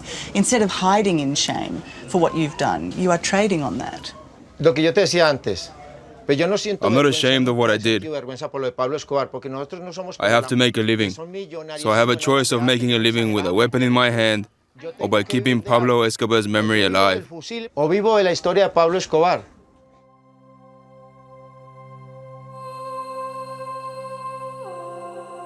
Memories are all that's left. Stately homes and vast apartments now abandoned and in disrepair. I think I learned how to swim in this pool. It was an extraordinary life, and one that Juan has now written about in his memoir called My Father. He now lives in Argentina and is an architect who's designed a life of peace by seeking forgiveness from the families of his father's victims. He can't deny the hatred engendered by Pablo Escobar, but nor can he reject the love he feels for the man who will always be his father. You talk about the greatest prize being anonymity. Why have you given that up? No, I'm no longer hiding because I don't want to hide. I didn't kill anybody. I didn't do any harm to anybody. I'm not proud of his violence, but I am proud of his love for me and to my mother and sister. And everybody's right if they want to love him, because he made some things that make you love him and some things that make you hate him. That's my father. For generations, the mafia has proved that crime does pay. The mob has made untold billions out of its rackets: extortion, gambling, drug running and prostitution. And our fascination with these American crime families has never been greater. The phenomenally successful television show The Sopranos tells it all. But in real life, these gangsters are even more ruthless, more violent. And nowhere is it more evident than in New York, home of all the big mafia families. For decades, the good guys, the cops and the FBI, were fighting a losing battle against these mafia clans. But now they may just be winning. And the current trial of mob boss John Gotti Jr. could be their biggest victory yet. There's even talk of the unthinkable, the death of the mafia. He's head of America's notorious Gambino crime family, and the cops want to nail him for good. But John Gotti Jr. is not going down without a fight. John Gotti told him to do everything he did. Just ask his mum. John Gotti is what, innocent? Oh, God, can you believe this? Yes, he is, honey, he is, okay? For the fourth time, yes, he is. Each day, Mama Gotti dutifully makes her way to New York's federal court to support her boy, on trial for murder and racketeering. And he's not a murderer? Never whacked anyone? Never ordered people? No, honey, he didn't. You know, he may be a little bastard at times, but no. Is he a pimp? No, he is not. Have a nice day. The most notorious of those arrested early this morning is John A. Gotti, the son of now deceased John J. Gotti. It's a landmark case that could finally bring down the American mafia, and it's the best show in town. Sit in on John Gotti Jr.'s trial, and it's like you're on the set of some over-the-top send-up of the mob. But you cannot write this sort of stuff. Gotti Jr.'s former best mate has turned rat, which means he's the star witness against Gotti. Today he was giving evidence on yet another mob murder when Gotti was seen to mouth the words, "I'm gonna kill you." His mate replied, "You got something to say to me?" Which in turn caused Gotti to explode, yelling at the turncoat, calling him a punk and a dog. Just another day in the trial of a New York mafia boss. The demise of the Gottis has been a long time coming. It began 15 years ago when John Jr.'s dad, known as the Dapper Don, was sentenced to life in prison for, among other things, 13 murders. He's now dead, and business may not be what it was. But the Gambino family, like the rest of the mafia, is still feared. They are killers, they are knee breakers, they are extortion artists, they are arsonists, they are racketeers, they are really bad people. At one time, virtually all these restaurants were mafia-owned. Ernest Volkman was born and raised in the heartland of the mob. And they had some legendary eaters. He's brought me to New York's Little Italy, where the Gottis once ruled. Mafia was very heavily infiltrated into this area. This was their comfort zone. This was their home base. As an author, he documented the all-powerful influence the mafia wielded over this city through fear and violence. Now, he's charting its fall. They no longer have that system of racketeering that dominated and controlled entire industries. They no longer have that nexus between politics, business, and crime that made them really, really dangerous for so many years. From its earliest days, the mafia traded in extortion, prostitution, illegal gambling, and drugs. All run on violence and the constant threat that anyone who stood in their way would be quickly disposed of. How many murders did you witness? Over a dozen, that I was present when it, happened in front of me. How were those people killed? Brutally. They were brutally slain. And you've also meted out a lot of violence. I've hit a couple of people with baseball bats in my time. Ray Liotta played Henry, a young man seduced into a life of brutal crime by the status and wealth that came with being a gangster. Probably for myself, I don't know, $50, $60 million. $50, $60 million? Where is it? The slow horses, fast woman, and stupidity.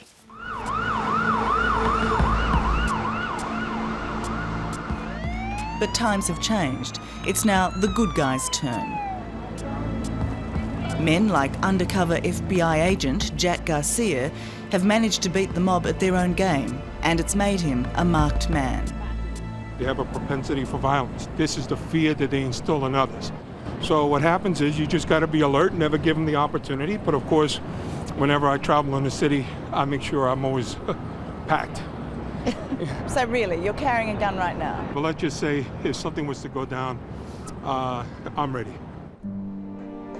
Jack Garcia is perhaps the bravest and most unlikely looking undercover FBI agent in history. But this big man pulled off a very big act. For more than 2 years, this Cuban-American had the mob convinced he was Jack Falcone, a crim and an Italian. I had to learn all your basic thing. I felt like in My Fair Lady, like Mr. Higgins, you know, I was like, instead of the rain in Spain flows gently in the plain, I was, hey, how you doing? Forget about it. Minky, hey, what these and the those, you know what I mean? Because they do sound like that, and they do say forget about it all the time. And it's one of those things that I wanted to convince them. I mean, I was believable. Not once did anybody say, this guy ain't an Italian. That guy never showed up. The guy that got cracked, though, he was supposed to show up? Jack risked his life every day infiltrating the feared Gambino family, once headed by John Gotti. Here, wearing a wire, he records every word as the gangsters discuss a mob murder. Here's what I'm going to tell you. They're lucky. And I'm telling you from their Wall Street man. Now, you know David Valmont?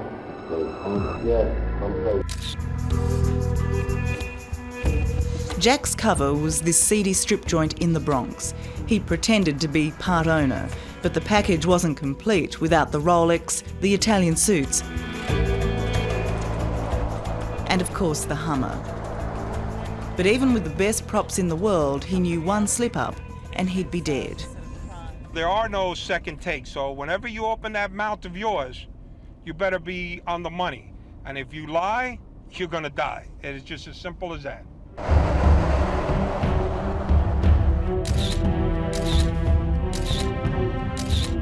Jack pulled off the performance of a lifetime. So convincing, Gambino's local boss, Greg DePalma, offered him the ultimate mafia honour, what's known as being a made man. That means you're a made guy. That's how they say it. I mean, you want it, right? Yeah, of course, man. I'm honored. I'm even honored that, you know, I will never let you down either. Greg DePalma, who made that offer, was arrested along with 35 gangsters. But Jack now lives with a mob death threat, a $250,000 contract on his head. What was Greg DePalma's reaction when he learned who you were? I walked by him and I looked at him and he just looked at me and he said, you sucker. Like that.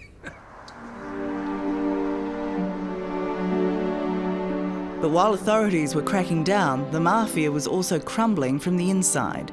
The unwritten code of never ratting on the family went out the window. One of the first to squeal was drug runner Henry Hill. You've been described as the biggest rat in mob history. Yeah, well, the biggest rat alive. Yeah. I guess. How is it that you're not dead? I guess someone up there likes me, you know. Please, freeze! Don't you move, I'll blow your brains out. Facing the choice of lifetime imprisonment. But I got nowhere else to go, Paulie. You looked in my eyes, you liked me. Or being whacked by his wise guy buddies. Every one of these guys were homicidal maniacs. I mean, you know, but it took me many years to forgive myself for what I did. Between the informers and the feds, the Mafia's golden era was over. And being a gangster didn't seem much of a career choice anymore. The new generation of young Italians wanted to be doctors and lawyers and businessmen. They didn't want to become mobsters anymore. And FBI wiretaps for years began to pick up these complaints from the leaders of these families saying, where are we going to get good people? It's hard to find good people out there. Yeah, they would say, we're getting morons. We're getting the dregs. We're getting idiots. And cops and FBI agents could show you wiretaps in which people would whisper, I think the line is stabbed. Okay. Or people would be spelling. They would say, okay, listen, I'm going to get the G-U-N, okay? And we'll meet on the corner tomorrow. No, that's not true. Absolutely true. Absolutely true. I've heard them. Quality gangsters, it seemed, were gone, and in their place came a brash new breed, flashy and fond of the spotlight. That's me, Victoria Gotti. Hello. The Gotti family invited attention and even made a TV show about their lives. People make a lot of stupid assumptions about me when they hear my last name. Like I run the mob. I'll take care of it. You find him not guilty. All led by John Gotti Sr. He personifies every reason why the American Mafia ain't what it used to be, as they say. A, stupidity. B, ignorance. C, arrogance. D, an insatiable desire for publicity. Even when finally jailed for life, Gotti was still unashamedly playing Godfather for the cameras. You should have went there and told them, but listen. When his grandson was being harassed at school, his advice to his daughter was simple: take on the bully's mother in true Mafia style. Do you want to wake up in the morning and don't see your son no more? Is that what you desire? Do you want us to cut his tongue out of his mouth? Like father, like son. Now John Gotti Jr. is facing prison in what may be the last great Mafia trial. It's going to be tough to beat, really tough to beat. He is proposing a defense that a lot of people find kind of laughable. The defense basically is, I learned my lesson when I went to jail in 1999 for racketeering, and I decided I want no more of this life. So I resigned. I left the Mafia. The garlic smells good. You're gonna eat something, right? Sure. Okay, cool. Never say no to you, Henry. Not many people leave the Mafia and live to tell the tale. Henry Hill is one of the few. He now writes cookbooks, film scripts, and sells his own pasta sauce. For an old man, I'm doing okay. I'm alive. You are alive, indeed. Old mobsters like Henry Hill and the Mafia of the movies may belong to a different era. But where there's money, there is always crime. Never underestimate a new Mafia coming up with a new scam. Would you say the good guys have won, or are they winning? Oh, the good guys have won. There's no question about that. The question is, can they keep it? And as long as there is money to be made, there's going to be a mafia. Yes, we've had tremendous success in taking down some of these groups, but they have morphed themselves and they have regrouped, and they want you to think that they are indeed dead, but they're not dead. They're just simply out there, still making their money, growing as we speak. As a footballer, there was none better than OJ Simpson. As a human being, many would argue there aren't too many worse. It's 22 years since Simpson was famously charged with murdering his former wife, Nicole Brown, and her friend, Ron Goldman. The court case, an 8-month spectacle fueled by the public's obsession with celebrity, ended with the jury's not guilty verdict. A civil court later found Simpson was liable for the deaths and ordered him to pay more than $30 million in compensation. In 2008, OJ Simpson was jailed for 33 years after a botched armed robbery in Las Vegas. It's likely he'll be paroled next year, but the story of this one-time American hero is now Hollywood fodder. And for the victims' families, it's a story that only continues to haunt them. It's 6:30 in the morning, and I get awakened to this horrific scream. Like, I can't even explain it. Tanya Brown was just 24 years old when her family's world fell apart. And I saw my mom sitting at the kitchen table, white, just like her soul was just taken away. The family had just received a call to tell them her older sister Nicole had been viciously stabbed to death. I went to the bathroom, and there was my dad with his head on his forehead, and he was just pounding the sink. And I said, "Daddy, is it true? Is she dead?" And he went, "Yeah." And from then on, it was just, everything changed. Everything changed.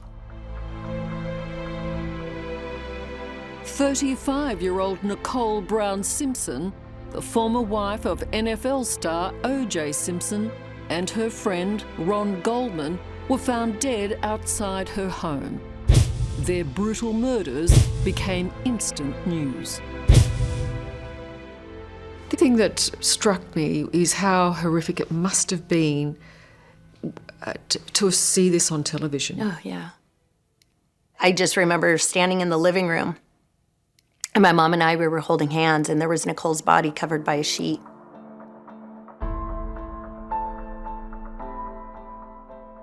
All I heard was my mom, she squeezed my hand and she said, "That's my kid." What followed was this. OJ Simpson tried for the murders in a court case that divided a nation and captivated the world. Mr. Simpson, would you please stand and face the jury? An extraordinary 8-month-long trial that ended with Simpson's acquittal.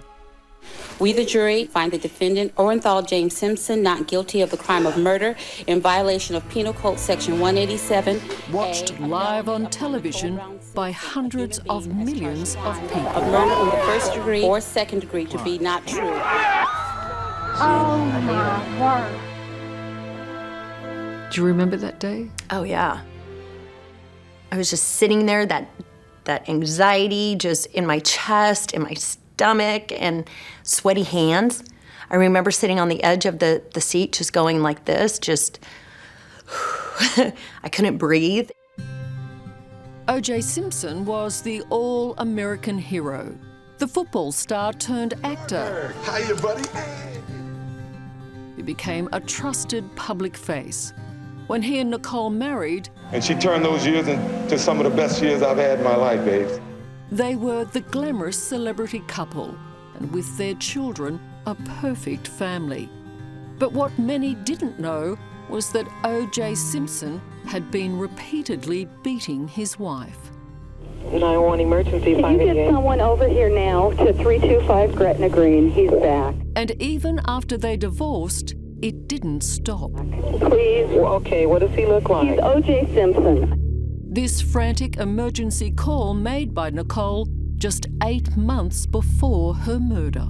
You're going to hear him in a minute. He's about to come in again. Hey, just stay on the line. I don't want to stay on the line. He's going to beat the shit. Wait a minute. What is he doing there? He just drove up again. He just drove up. Over. Okay, wait a minute. What kind of car is he in? He's in a White Bronco. But first of all, he broke the back door down to get in. Okay, wait a minute. What's your name? Nicole Simpson. Okay. Is he the sportscaster or whatever? Yeah.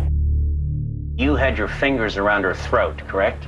I could have touched her neck, yes.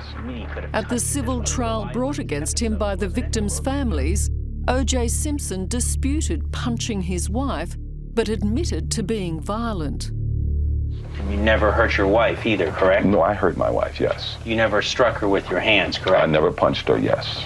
Did you ever strike her? No. Did you ever hurt her? Yes. Did you ever physically hurt her? Yes. Did you ever bruise her? Yes. Did you ever make her black and blue? When you reflect now, what kind of life did your sister actually live? My sister was treated like a circus animal on many occasions, but she hid it so well. You said she was a prisoner. Mm-hmm. She was in her own prison. I know we're talking about your sister, but what about Ron Goldman? Do you think about... All the time. You know, and I'm glad you raised that because domestic violence doesn't just affect the victim. You know, I mean, look at Ron. He was an innocent bystander. What many believe was a case of vicious domestic violence is now Hollywood entertainment. The OJ Simpson story is an industry. All right. He's a black man being haunted by the police. And 22 years later, I can't go to jail, boss. TV shows and documentaries about him are more popular than ever. Bronco's gone. The latest offering features Simpson's manager, close friend, and confidant, Mike Gilbert. What did you love about OJ? His kindness, his being approachable to the fans. For almost 20 years, Mike Gilbert's job was to build upon and protect the football hero's public image. What did America love about him? He was a hero that knew what it meant to be a hero. Was he also the black man who conquered the white world? Oh, absolutely. You know, I think back, before OJ, there had never been a black person that was a national spokesperson. If it doesn't fit, you must acquit. But at the time of the trial, racial tension was bubbling over in Los Angeles. Many believe it contributed to O.J. Simpson's favorable outcome. Simpson not guilty of the crime of murder in violation of Penal Code Section 1. But this horrific moment in history, Mike Gilbert says, might have been prevented if many had stepped up, including him. You said you never particularly liked Nicole, and she didn't particularly like you. She was a player's wife. My job was to take the player away from the family, speaking engagements, endorsements. Nicole wanted OJ to be home, be with the kids. She wanted a family. And I couldn't see that. I couldn't identify with that because my task is make money for my client. So she was an impediment? Absolutely. I didn't dislike her. I disliked that she was a competitor of mine. It's Coke and Pepsi, you know, it's like, you're my competitor. Look, in just moments, the instant return computer prints out your receipt. OJ's fame and fortune, Mike Gilbert claims, clouded everyone's judgment about the domestic violence many knew of or suspected. OJ pulled the knife across Nicole's throat, but everybody that sent her back, everybody that didn't, just pull her out, everybody contributed. Everybody who didn't speak to OJ? We're all guilty. We're all guilty for June 12th. OJ is the guy that went to trial. But you know what? In all of our hearts and all of our minds, we all know that we helped. O.J. Simpson was a sociopathic gentleman. He had to have control of everything. The last person to see O.J. Simpson before the murders was Kato Kalin. Even though he was a friend of Nicole, he was staying in O.J.'s guest house, and on that night shared a meal with his star landlord. He said he was going to get something to eat, and I invited myself. And I could see by his reaction that he wasn't too happy about me inviting myself, and there was just a very, very long pause. And then he said, okay, you can go. You can come along. You're one of the few people to see him prior to the murders and get a sense of how he was in those pivotal hours beforehand. Right. How would you have summed him up at that point? He was a man in thought, and he seemed very sad. There was no dialogue. He just looked like he would be staring off in space, one of these looks while he's driving. He definitely was in thought, and something just wasn't right. Kato Kalin was a witness for the prosecution, giving evidence about what he saw and heard on the night. Can you demonstrate for us how loud it was? Somewhat, yes. Go ahead. Here. Yeah, go ahead. But the trial saw him mocked and humiliated in the media. He became a punchline, dubbed a freeloader, a ditz, and the pool boy. Well, it became a show. A spectacle. It became a soap opera. It became a soap opera with characters, and everybody had their characters. And what was your character? My character was comic relief. Did you know where he was at 9:45? No. Did you see the defendant at 9:50? No. Did you see the defendant at 10:45? No. Did you see the defendant at 10:50? No. All these years later, he remains deeply affected by the case. Does it haunt you? Those few hours? It haunts me. Yeah, it haunts me very much. It's been almost 22 years. The woman that I date, anytime I drop her off, I make sure that I know exactly what was on the radio at a certain time. I make sure that I see a car that I write down. I saw this car at 11:12. Everything I revolve around time, so I know exactly where I am if anything else would happen in my life. It's very bizarre, and it's a terrible way to live, and that's what I do. The vehicle is registered to Al Cowling, a former teammate, close friend of OJ Simpson's, who has been a fugitive from justice now almost 12 hours. Of all the images during what was dubbed the trial of the century, it is the vision of this White Bronco that most remember. It is apparent that the police believe it. Well, and it's that not is great. Cowling's car, and that Simpson is in the driver's seat. We've received a report of a gun in the car. The car is heading 3 north. days after the murders, OJ Simpson, now a wanted man, led authorities on a low-speed police chase along a Los Angeles freeway. The Bronco was driven by OJ's friend, A.C. Cowlings. Right now, we're okay, but you gotta tell the police to just back off. He's still alive, but he got a gun to his head. And every moment was carried live on television. Seems to know they've been recognized. And he stared us down like he was dead. In fact, they said that it is the second most viewed vehicle in world history, behind the car that President Kennedy was assassinated in. I believe that. I think the world was glued to this Bronco. Today, the infamous White Bronco is owned by Mike Gilbert. A lot of truth, it seems now, might have been going on inside this Bronco. Absolutely. AC seemed to know much more than he ever let on. Oh, he knew. He knew. And he knew, in your opinion, that OJ was guilty. Oh yeah, we knew. Cowlings had driven OJ to Nicole's gravesite, where it was claimed he was going to commit suicide. But OJ didn't, and he was now heading home, armed with a gun and still threatening to kill himself. Not a high-speed pursuit. The Bronco chase? Mm-hmm. Your dad actually tried to talk OJ into not committing suicide. Yeah. What an incredibly generous position to take. That's how I was raised. I'm a blessed girl. Count 1, conspiracy to commit a crime. Guilty. Count 2, conspiracy to commit kidnapping. Guilty. Count 3, conspiracy to commit More robbery. than a decade later, the O.J. Simpson story took another twist. Here, CCTV vision captures him entering a Las Vegas hotel to steal what he claims was his own sports memorabilia. Simpson was given a hefty 33 years prison sentence, seen by many as justice overdue. Do you think he will ever make an admission? I believe that O.J. Simpson will make an admission, but I think that he'll probably come clean on his near his deathbed. Hollywood may make him an incredible offer, and he may be crazy enough to take the offer. Hollywood. Yeah, it's Hollywood.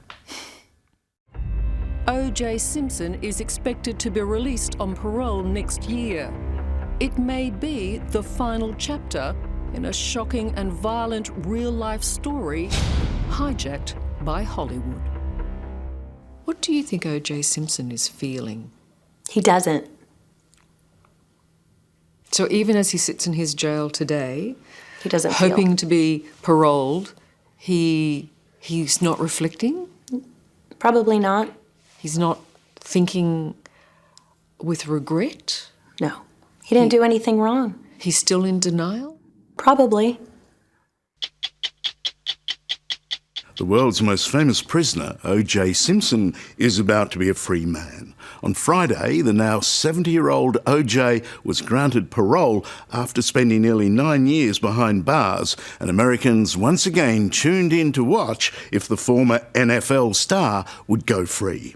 We've covered the chapters of this saga closely over the years. Now it's time for the epilogue. I've done my time. You know, I've done it as well and as respectfully as I think anybody can. I think if you talk to them. It was the latest episode of America's ultimate reality show.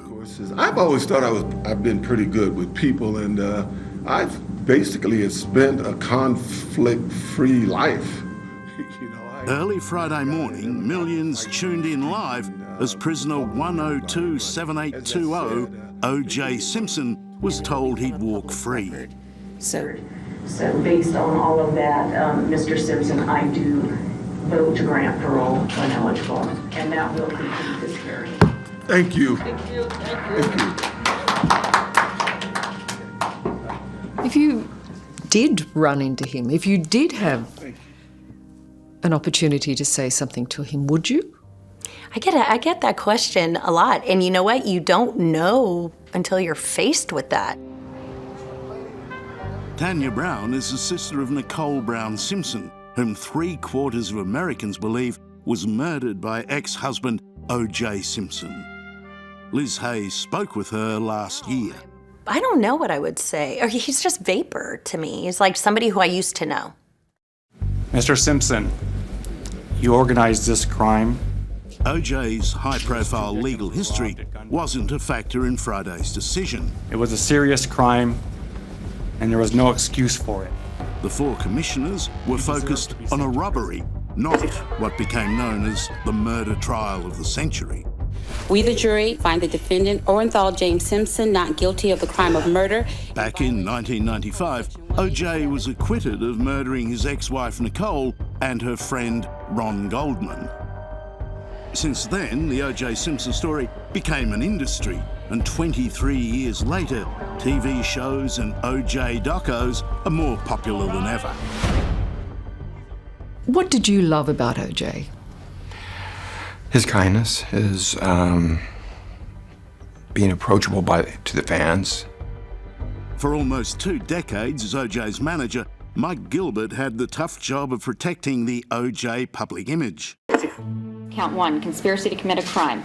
Guilty. Count 2, conspiracy to commit kidnapping. Guilty. Count 3, conspiracy More than to a commit decade after the murder trial, security cameras showed OJ entering a Las Vegas hotel to steal sports memorabilia. He was sentenced to a maximum of 33 years in prison, seen by many as justice long overdue. They believe OJ should be in jail in Vegas. Not for Vegas, but we got him for what we didn't get him for in LA. That's not our system, but it's okay because it's OJ. Because we want him punished, because we couldn't punish him before.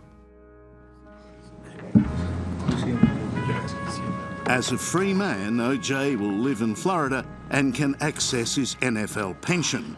But he'll never shake the suspicion that he got away with murder.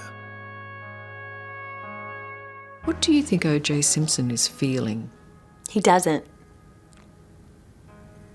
He doesn't feel. We never got an I'm sorry. I mean, yet alone, I'm sorry that this happened to Nicole. I'm so sorry. He's not thinking with regret? No, he didn't do anything wrong.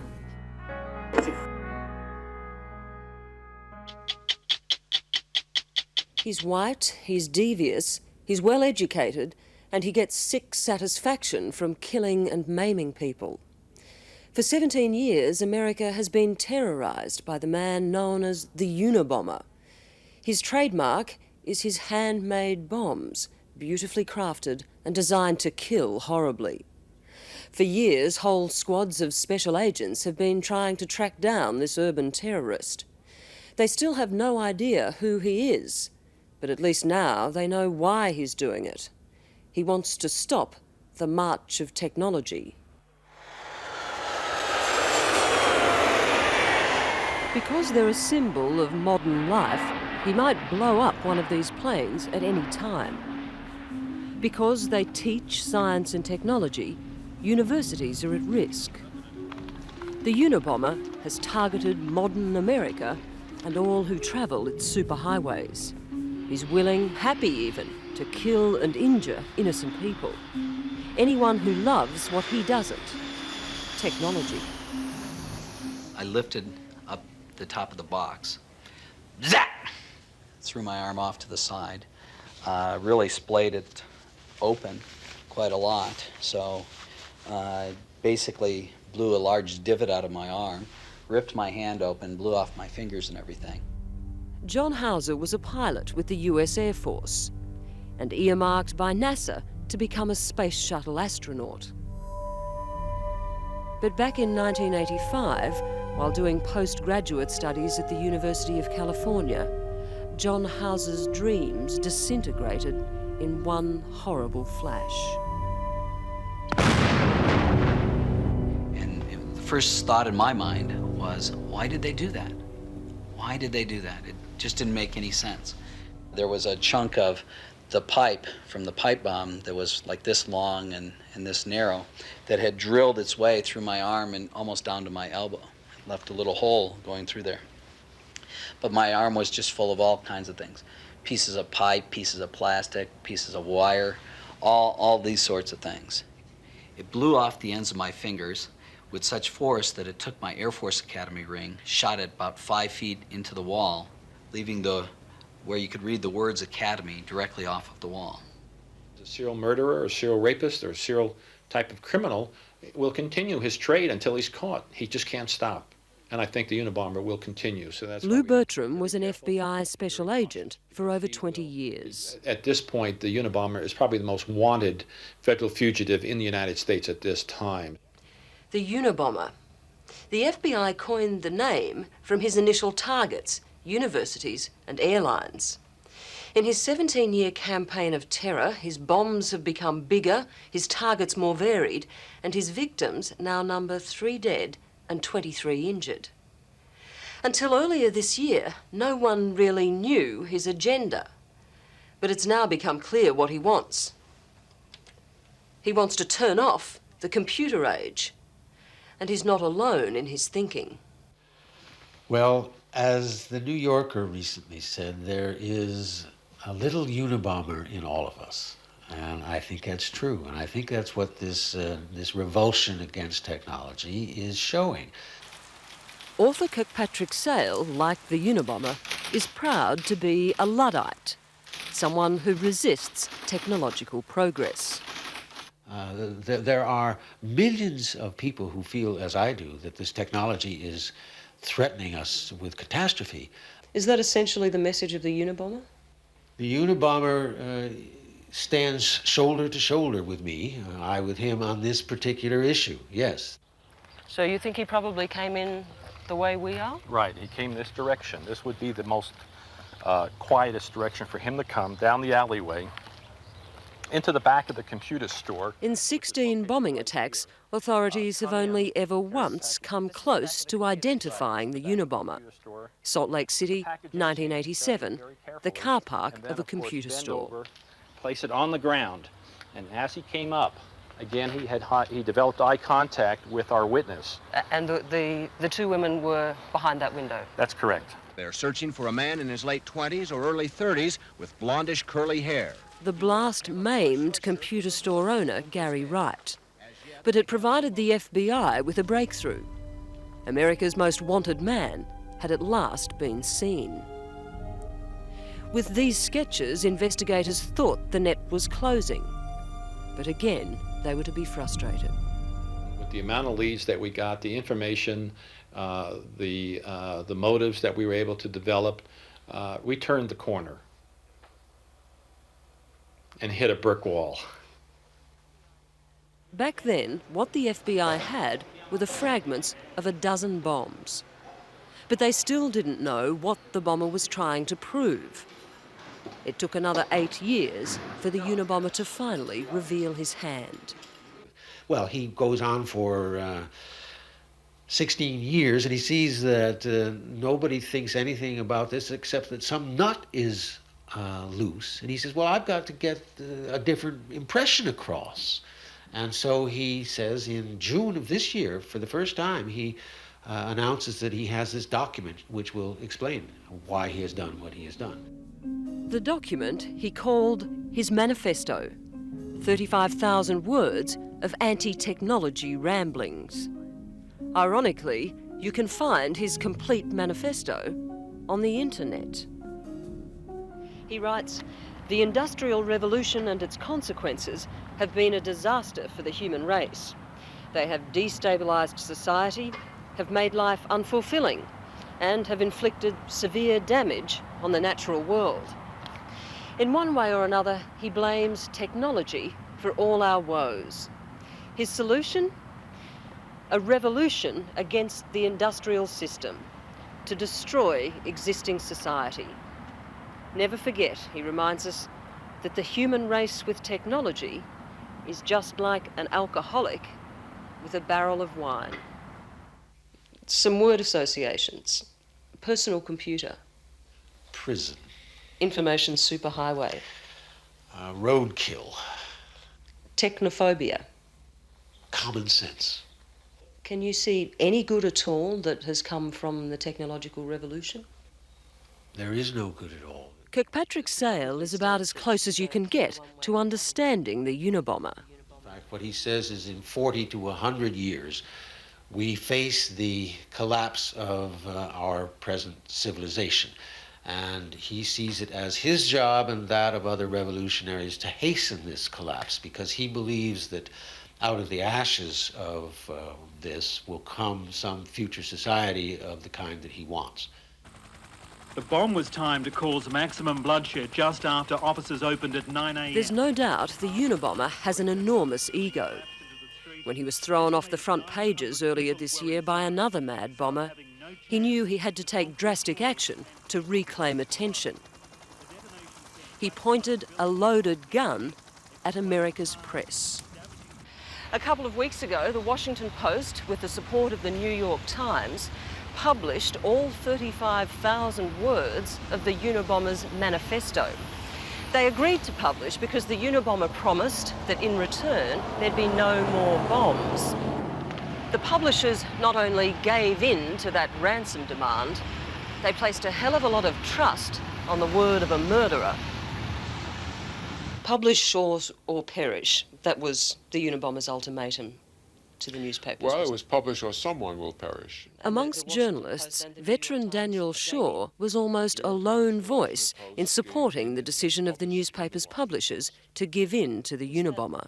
Right or wrong, in your view? I think under the circumstances it was right. When you have to choose between principles and lives, I would choose lives. What happens the next time some lunatic comes out of the woodwork looking for his 15 minutes of fame? Well, in some ways, this was a unique situation, quite singular, in the sense that this was not just somebody saying that I will throw a bomb at you or kill other people unless you publish this or that. This was somebody who had proved that he could and did kill people. There is a great fear in the United States that the Unabomber isn't a man of his word, that his evil and indiscriminate attacks will continue. He is, after all, a man who delights in making bombs that are well-crafted, deadly, and impossible to trace. They're original. They're all homemade. The wood is carved at home. The screws are made at home. I mean, that was quite an eye-opener, that he would be that original, or that he would build a switch rather than go purchase a switch. I mean, just to keep the originality. That's unique. But you have to remember, the Unabomber's a loner. He has nothing else to do. This is his life, building bombs. In particular, these polynomials depend only on A. John Hauser, who wanted to be an astronaut, has become a university professor and knowingly remains a target of the Unabomber. You know, it's much more important to follow our scientific curiosity, to seek to understand these different areas than it is to to close everything down and be hostage to whatever threats could come from the outside. Do you ever ask yourself, why me? Why did this happen to me? Wrong place, wrong time. I mean, whenever I want to throw a pity party, all I have to do is look around and see how enormously fortunate I am for the many, many things that I'm afforded. The hard part. Every time Luddite Kirkpatrick Sale chops wood, he sees computers. He's even been known to smash the real thing. 6 at last count. And I hope to have many more. How does it feel? Oh, it feels wonderful. You can't imagine how satisfying it is to take something like this and watch the machine go up in pieces. Colors, sounds, puffs. It's terribly dramatic, and it feels very good inside. Have you been contacted by the FBI, given them any assistance? Well, I have been contacted. They gave me the document to read, and I hope I have not been of any assistance to them. It is not my interest or my job to see this man caught. You could overlook the 3 people he's killed and the scores he's injured? Well, I could overlook that. I don't feel that I want to wreak any particular vengeance on this man. It's ludicrous to say that this man will live by his word. He can't. He's a serial killer, and a serial killer will kill till he's caught. Back when it happened, there was a simple explanation to go with the headlines: greed. Lyle and Eric Menendez had shot dead their wealthy parents in the family's Beverly Hills mansion to get their hands on a $14 million inheritance. Of course, the brothers denied it. In court, they said they killed because their evil father had sexually abused them. But they weren't believed. Found guilty, the pair was sentenced to life behind bars without parole. Now, though, 35 years later, there's not only new evidence, but enormous support from armchair detectives around the world, convinced the Menendez brothers really are victims, not villains. So, should they be freed?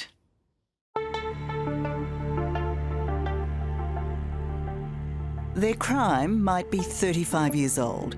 Life sentences for the 1989 murder of their parents. But thanks to Netflix, social media, and TikTok, Netflix is going to be releasing a new documentary on the case. Everyone is talking about Lyle and Eric Menendez. They're stone cold killers. They felt like they had no other way out. I want Lyle and Eric out. Are they cold-blooded killers who should die in prison, or victims of vile sexual abuse and cover-up at the hands of their parents? Now, for the first time since going to jail, they have a real hope of getting out. I'm someone that believes in second chances, and I really believe in them. Not only has their fate lit up the internet, but it has pitted lawyer against lawyer. They were not abused, and they are continuing with the charade and lying about it. They really should remain in prison. You do believe they should be out? I do, because I think that the legal system has to have a path for redemption and rehabilitation when there is evidence that those things are there.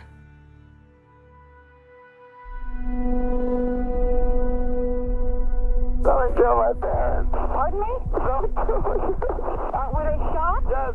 They were shot? Yes. It was the 20th of August, 1989, when Lyle Menendez made this hysterical emergency call to 911. Who? The then 21-year-old and his 18-year-old brother Eric claimed they'd just discovered the bodies of their father, Jose, and mother, Kitty, in the family home. The couple had been mercilessly executed by shotgun. The scene in their Beverly Hills mansion was horrific. There was brain matter and blood dripping from the ceiling. The bodies were, in terrible shape. Shotguns are, do horrible damage to a human body. 35 years ago, journalist and author Robert Rand was one of the first to cover the story he's been obsessed with ever since. Everybody thought this was the perfect all-American family. And behind the gates of that mansion, it was a very different story. The murders were first investigated as a mafia hit. Lyle and Eric claiming their father's business dealings made him a target of the underworld. But in a shock development, 6 months after the shootings, police arrested the brothers after a tip-off. In true Hollywood style, their therapist had recorded their confessions. Even so, Lyle and Eric pleaded not guilty to first-degree murder. How big a splash did these murders make in Beverly Hills at that time and across the United States? The story blew up. It became a sensation, not only in the States, but around the world. Murder in Beverly Hills. This was the movie business, kids killing their parents, very wealthy family. And people were following this case like a soap opera, like a novella. For police and the prosecution, the pair's motive for the gruesome double murder was greed, getting their hands on their $14 million inheritance. But at trial, Lyle and Eric made shocking accusations, claiming they had both been victims of terrible sexual abuse at the hands of their father. Both first targeted when they were just 6 years old. And their mother, they claimed, knew but failed to protect or help them. Tell me as clearly as you can why you murdered your parents that night. First thing that comes to mind is terror. I was so afraid. A few days before, I had said to myself, I'm never going to let my father touch me again. After I told Lyle that it had been continuing on, I said to myself, I'm never going to let him touch me again. And just before the shootings, my dad told me to get to my room and that he would be there in a minute, and he was going to come up and there was going to be sex, and it was like an explosion in my mind. You killed your father, who was molesting you. Why did you kill your mother?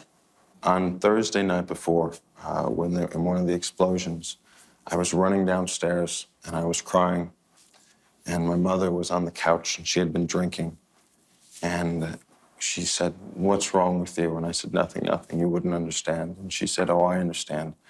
What do you think, I'm stupid? And she told me that she knew.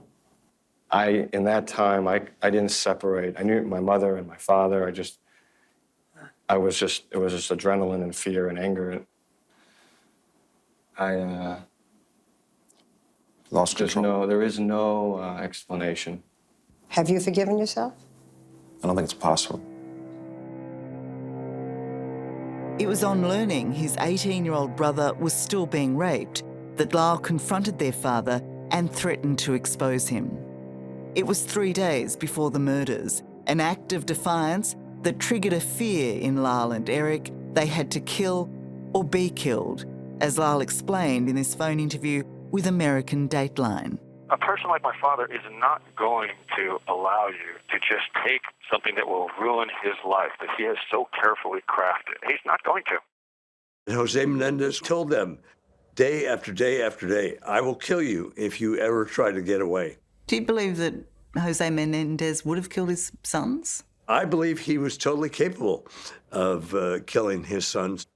Do they still believe that all these years later? Well, I'm not going to convey confidential attorney-client communications, but that is absolutely the defense. They had been told for years if they breathed a word of the sexual abuse by Jose Menendez, he would kill them and he would kill who they told.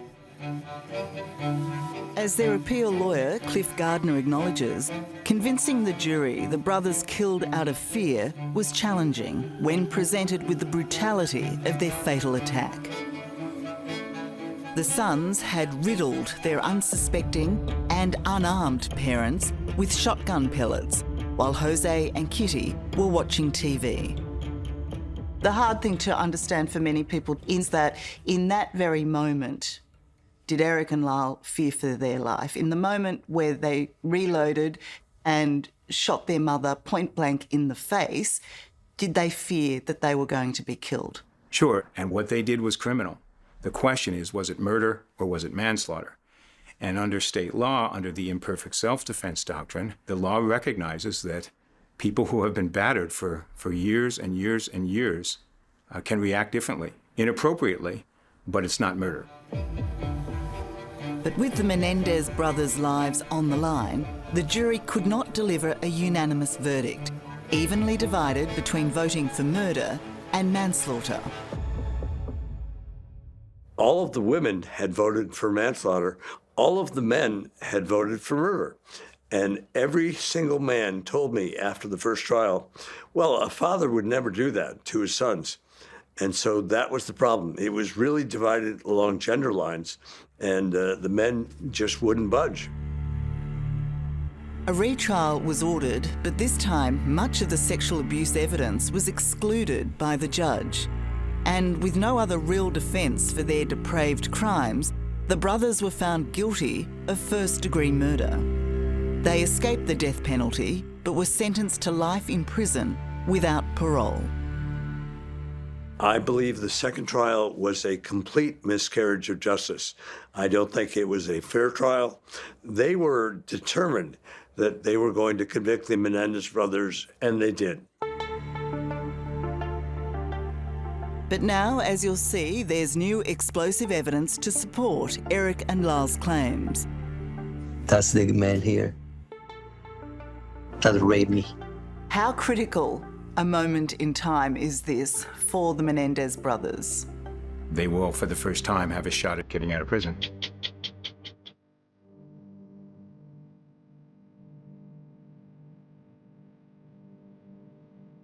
Eric and Lal Menendez were sentenced to life in prison, never to be released, nearly 35 years ago for the murder of their parents, Jose and Kitty. From the time of their arrest in 1990, the question has been not did they do it, but why did they do it? There were two different explanations for this homicide. One was the explanation the state offered. These were spoiled rich kids from Beverly Hills that wanted to inherit the money early, and so they killed their parents. The other position was that these kids had been sexually abused since they were 6 and 8 years old. According to their lawyer, Cliff Gardner, it was clear the brothers had been abused by their father and they killed out of fear. But it was a defence the court and society at the time would not accept. If the Menendez brothers had been the Menendez sisters, they would have been convicted of manslaughter. And that would be the understanding today, that that's the appropriate sentence. It's not that what they did wasn't criminal, it's that it wasn't murder. Journalist and now Menendez advocate Robert Rand believes no matter their crime, the brothers deserve compassion. Do you believe that that level of sexual abuse suffered by the brothers is excuse, reason enough for that terribly violent double murder? No, there's never an excuse. There's never a reason. You can't get around the elephant in the room. Eric and Lyle Menendez killed their parents. It was a very brutal murder. Shotguns are horrible weapons to kill somebody with. Their crime was terrible. But if you understand the background of the family, then you have a different attitude about their punishment. But back in the 90s, the brothers' defence was viewed as a fabrication, concocted by their lawyers to get Eric and Lyle off. Now, a letter written, it's believed months before the murders, by Eric to his cousin, has been discovered and seemingly proves the alleged abuse was not a fabrication. I've been trying to avoid Dad. It's still happening, Andy, but it's worse for me now. Every night I stay up thinking he might come in. I'm afraid. He's crazy. Eric's cousin Andy died 15 years ago, but in a fact-finding mission, Robert Rand was invited to look through his personal papers. The result was extraordinary. And within 15 minutes, I found that letter. And as soon as I read that paragraph, I thought to myself, this could have a major impact on the case. When you read that letter, what was your reaction to it? I had chills down my spine. I literally got chills. I thought this could form the basis of a new evidence claim for purposes of habeas. It was so convincing for Cliff Gardner, he has since lodged a habeas petition, seeking the court to overturn Eric and Lyle's murder convictions based on new evidence. He's relying on the letter and another explosive discovery, again uncovered by Robert Rand. 30 years ago, I started hearing rumors that there was some sort of nefarious connection between Jose Menendez when he was at RCA Records and the boy band Menudo.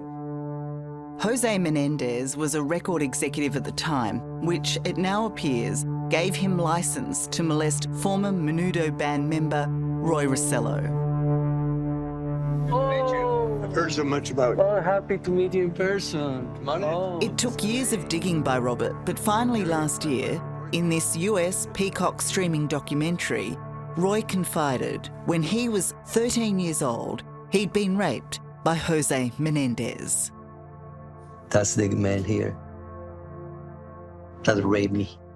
This guy, that's the pedophile. The second bit of new evidence, how compelling is that for you?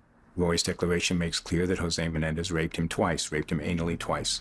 So, would it have been significant? Well, it certainly would not have permitted the prosecutor to argue that Jose Menendez wasn't the type of man to rape a young boy. That argument would have been out the window. Have a prepaid call from George Menendez. Hello. Good afternoon, Eric. Good afternoon, Bob. It's a new allegation of abuse outside the family they hope will change everything for the Menendez brothers. But Eric's response from jail is subdued. How do you feel about that? I, frankly, to be honest, I feel horrible. It's sad to know that there was another victim of my father. There's not a day that goes by that I don't think about what happened and wish that I could take that moment back or change what happened. But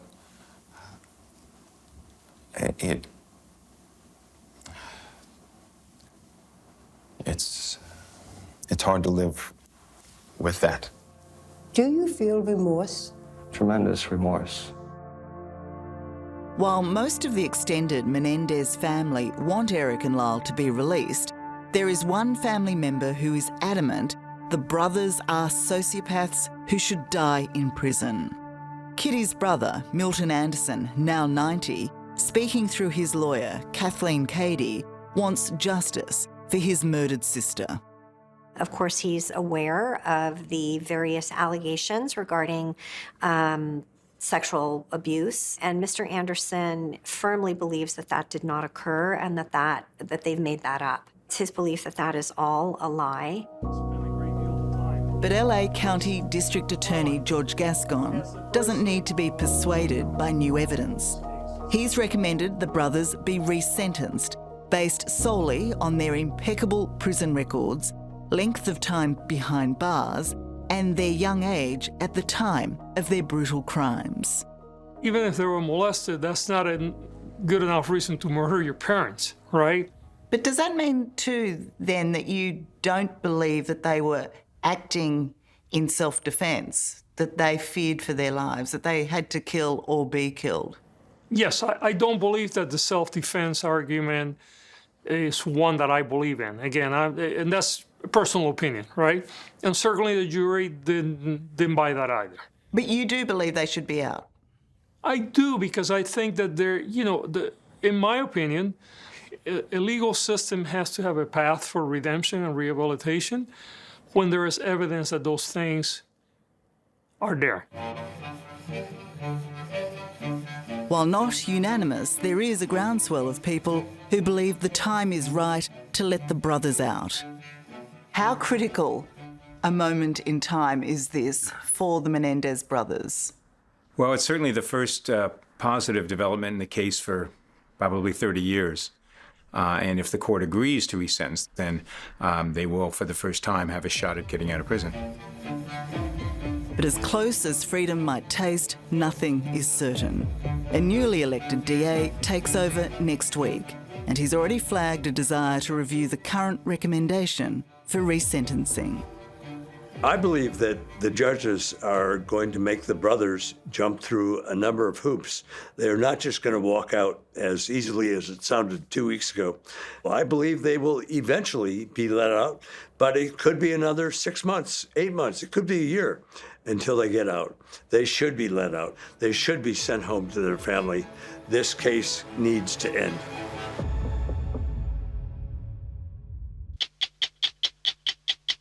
Ned Kelly was our most notorious bushranger, and we turned him into a folk hero. Almost 120 years ago, Kelly was hanged for murder. But was he really guilty? That's the question we'll ask tonight. By today's standards, the trial was a farce. His lawyer was incompetent, the judge was biased, the whole deck was stacked against him. Now at last, the outlaw gets a fair trial, a real trial with real lawyers and a real judge. And you, the viewers, will be the jury. It's your chance to rewrite history, to register your verdict on whether Ned Kelly was guilty or not. Silence all, stand please and remain standing. The Queen against Edward Kelly, part heard. Some arguments go on forever. For the defence, Michael Rosine's QC is trying to save the life of a man 120 years dead. But at the moment we have a man on trial for his life. For the prosecution, Julian Burnside QC. And disarm all the police. His task, to keep Ned Kelly in the grave. You went to Ned Kelly's hut a number of times. Yes, sir. Each barrister has prepared his case based on transcripts from the original trial and the pages of history. A serving judge, His Honour Justice John Coldry, presides. You need to be more specific. Yes, well, I won't But before we get to the retrial of Ned Kelly, we must go back in time to Kelly country in central Victoria.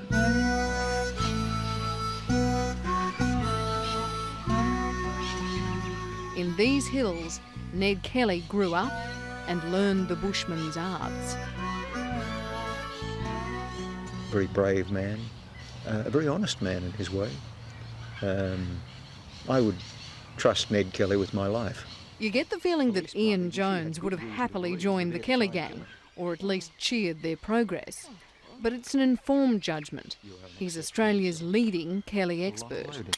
He was a horse thief. He loved horses, he loved stealing horses. Beyond that, he was a man who was drawn or let himself be drawn into a chain of events which led to his outlawry. The event that turned Ned Kelly into Australia's most notorious outlaw was a minor incident involving a drunken policeman, Trooper Alexander Fitzpatrick. As this 1906 silent film shows, Trooper Fitzpatrick arrives at the Kelly home and makes a pass at Ned's 14-year-old sister Kate. Ned, brother Dan and their mother Ellen defend her honour. The consequences were disastrous. Ned fired a shot which wounded Fitzpatrick. I don't believe he set out to shoot him. I believe in just an absolute fury. He fired a couple of bullets past Fitzpatrick's ear and Fitzpatrick put his wrist up and one of the bullets struck his wrist. What happened at the Kelly hut that night is debatable. What happened next was rough justice indeed. Ned's mother, Ellen Kelly, was arrested and sentenced to 3 years hard labour for her part in the so-called attempted murder of Trooper Fitzpatrick. Now, the Kelly boys, Ned and Dan, took to the bush with 2 mates and a price on their head. As their mother was led off to prison, she predicted, "There'll be murder now." And there was within just a few days at Stringybark Creek. The significance of Stringybark Creek is that it created the Kelly gang. There was no Kelly gang until Stringybark Creek, but the police were likely to shoot first and ask questions afterwards. In spite of this, they didn't ambush the police, as people say. They wanted them to surrender. Lonigan drew a revolver, dived behind a log, and was coming up to fire when Ned Kelly shot him through the eye. Was it kill or be killed? Yes, I believe so. But it took 4 months until he was well enough to face a charge of murdering Constable Lonigan at Stringybark Creek. Now, the judge was this man, Sir Redmond Barry, who 2 years earlier had jailed Ned's mother and who 10 years before that had sentenced one of his uncles to be hanged. Judge Barry knew the Kelly clan well. But things got much worse for Ned Kelly. Mr. Bindon, I assume you are standing ready to proceed. Henry Bindon, Ned's defence counsel, had been a barrister for only 9 months. There was no way he was experienced enough to handle the biggest criminal case the colony had seen. Have no fear, Mr. Bindon. The prisoner will be treated with every consideration, and in the way his case deserves. What sort of a fellow was Henry Bindon? He'd never appeared in the Supreme Court before, and I can find no record of him ever being involved in any significant legal action before Kelly's trial. John Phillips is the Chief Justice of the Victorian Supreme Court. So basically this was his first trial, his debut? It was his opening ball, yes. You don't want to be cruel, but disastrous isn't too strong a word, is it? No, I don't think it is, in terms of the consequences. Constable McIntyre. During the trial, Henry Bindon lurched from crisis to crisis and was constantly outwitted by the prosecution. He failed to show that Kelly might have been acting in self-defence, and he let the Crown's main witness, Constable McIntyre, get away with changing his story. What does that mean at law? Does that mean, as a result, that Ned Kelly didn't get a fair trial? It does mean that, because it means that the credibility of the main eyewitness was not properly tested by Kelly's counsel. Let us face the facts. This man revels in his self-declared status as an outlaw and glories in the murder of the police. Gentlemen, the Crown suggests that there is only one verdict possible. Guilty! Guilty of murder! How long did the jury take to reach a verdict? Under an hour. Is it your view that in the end they didn't have any other choice? I think that's fair comment. The way the trial ran, yes. Prisoner at the bar, the sentence of the court is that you be hanged by the neck until you are dead, and may God have mercy upon your soul. I'll go a little further than that. I will meet you there, where I go. So, with Ned Kelly having the last words, the court case was over. He was brought back here to the Melbourne jail, and 2 weeks later, on the 11th of November 1880, he was hanged.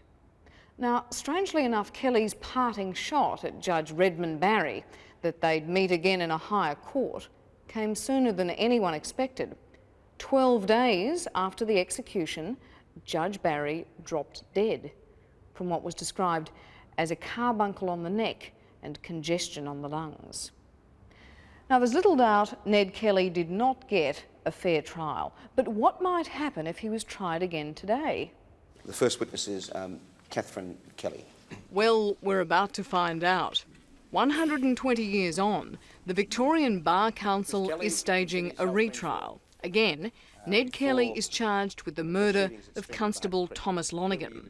This time with barrister Michael Rosines QC for the defence, he has a fighting chance. Mr Rosines begins his case with Ned's sister, Kate Kelly. The police would often come to our place. They'd break in, burst in. Inspector Brooks Smith would say, "You see all the men I have here today? I'll have as many men tomorrow. And we're going to blow your brothers into pieces as small as the paper in our guns." He said, "We won't ask your brothers to stand and surrender. We'll shoot first, then ask them to stand." And what did you make of that observation of Mr. Brooks Smith's? I object. What the witness thought is irrelevant. What did you do as a result of what he told you? Sir, I told my brother. Yeah. And when did you do that? Well, he would come to see us, or I would ride out to his camp. I feared for him. The police were no good. I object. She's just giving her own views. Yes, just answer the questions, please, Miss Kelly. Yes, well, your views probably aren't relevant, Miss Kelly. We'll just see what the prosecution does with them. I've no further questions, Your Honour. Thank you. Your brother, he told you often that he regarded all police as his sworn enemy. Yes, sir. Yeah. He declared war on the whole of the police force. Is that the position? No, sir. I was feared for his life and I told him so. Yeah. And you told him Brooks Smith had it in for him? I think they all had it in for him. Did you tell him Brooks Smith had it in for him? You leave my sister alone! Yes, just settle down, Mr. Kelly, please. He managed to keep out of the way of the police for over 2.5 years in the bush, didn't he? Yes, sir. Yeah, he's a skilled bushman. Very good. It was easy for him to keep out of their way. Yes, sir. If you wanted to find him, he could go looking for him. I could find him. Yeah, but the police couldn't. No, sir. Thank you. Poor old Kate Kelly. In some ways, she's just made things worse for Ned. By boasting about his bush skills, she shows he could have eluded the police indefinitely, which raises the obvious question, why did he stay and bail them up? But the defence has another witness, the saddler Jack Bowles, and they're hoping his evidence will show the police rode out that day with the sole intention of killing Ned Kelly. Did you have a conversation with any member of the constabulary at Mansfield about the making of certain straps for their horses prior to the embarking upon their expedition into the bush for Ned Kelly? Sergeant Kemby did ask me for some big straps. Yeah? What sort of straps? Well, they were long straps, about 7 or 8 feet in length, which he could circle through the saddle on his pack horse and carry things in them. Yeah. Did he tell you what he had in mind to carry? A large bloke. A large bloke. Mr. Rosine scores a point, but prosecutor Julian Burnside QC is about to counter with damning medical evidence. Dr. Reynolds. Was the angle and position of that wound consistent with Lonergan having his arm up in front of his right eye and the bullet passing through the arm and into the eye? That would be one scenario. Whether the arm was in this position or rotated, were the observations you made consistent with the same bullet passing through the arm and into the eye? Yes, they were. Now think about what's just been said. If the shot went through Constable Lonergan's left forearm and then through his right eye, it means he was standing like this or like this, cowering, trying to shield himself against attack. Hardly a position that presented any threat to Ned Kelly. Constable McIntyre? For Kelly to stand any chance, his barrister is going to have to discredit Constable Thomas McIntyre, the only officer to survive the shootings at Stringybark. Let me understand your proposition. McIntyre is vulnerable. He's given a number of conflicting versions about what happened that day. At the first trial, he was never challenged, but now he's about to be. I want to suggest something to you, Mr. McIntyre. I want to suggest that the truth of this matter is that Lonergan went to draw his gun and went to shoot it at Kelly. That's the truth. As I said earlier, sir, Lonergan was behind me. Yeah, that's what you say here, and I want to suggest to you it's a lie, and I'll tell you why it's a lie, Mr. McIntyre. You know, don't you, that if Kelly was shooting in self-defence, and if you, the police, had gone out there to kill him, he'd have a defence before this jury, wouldn't he? Sir, I don't profess to understand the law that you made. You know enough about the law, Mr. McIntyre, to have changed the stories that you told on 4 previous occasions and tell a lie to this jury in this court, don't you? To rob Mr. Kelly of a defence of self-defence. I don't believe so, don't you? sir. And I want to suggest to you that this was a party disguised, heavily armed, and its intention was, unlawfully, to shoot Kelly down. Dead. That was the intention. That was the plan. You're wrong, sir, in a number of ways. And on the way, did you not have an episode with a snake? Yes, sir. Yeah. Just tell us about it. Who killed the snake? I can't recall whether it was myself or Mr. Lonergan. But what did you say? It's recorded that I said, first blood. First blood. Yes, Mr. Burnside, any re-examination? Mr. McIntyre, did you, or to your knowledge, any of the party, go on that expedition with a view to killing Kelly? Definitely not, sir. Have you ever had a belief that a person in Kelly's position who bails you up could claim self-defence if you or Lonergan had tried to resist him by pointing a revolver at him? I believe it'd be a nonsense, sir. Yeah. No further questions. Finally, to the accused, the only other man who can give a first-hand account of what happened at Stringybark Creek, Ned Kelly himself. Now, Kelly didn't speak in his own defence at his original trial. He was offered the chance, but his incompetent defence barrister said no. A mistake. Ned Kelly was charismatic, a convincing speaker, and passionate in his own defence. These are his own words, taken from letters he wrote at the time. It was represented in the court that I was searching for the police for revenge, but the facts of the case show that instead of me going to look for the police, they came onto the place that I was working, and with the full intention of shooting me down and not to arrest me. We had only 2 guns with us, so we thought it best to try and bail them up. Take their guns, take their horses. But Lonigan, the idiot, ran 6 or 7 yards to a battery of logs instead of dropping behind the one he was sitting on. He put his head up. I could see his gun. And so, of course, I shot him, or else he would have shot me. Now, I could have shot them without speaking. But understand this. Their lives were no good to me. What would I want with them? This cannot be called willful murder, please. I was compelled to shoot these men, or else lie down and let them shoot me, which they would have done if their bullets had gone as they intended them. I am not guilty of murder. The very fact that McIntyre is here today, alive, giving evidence against me, is proof that I am innocent.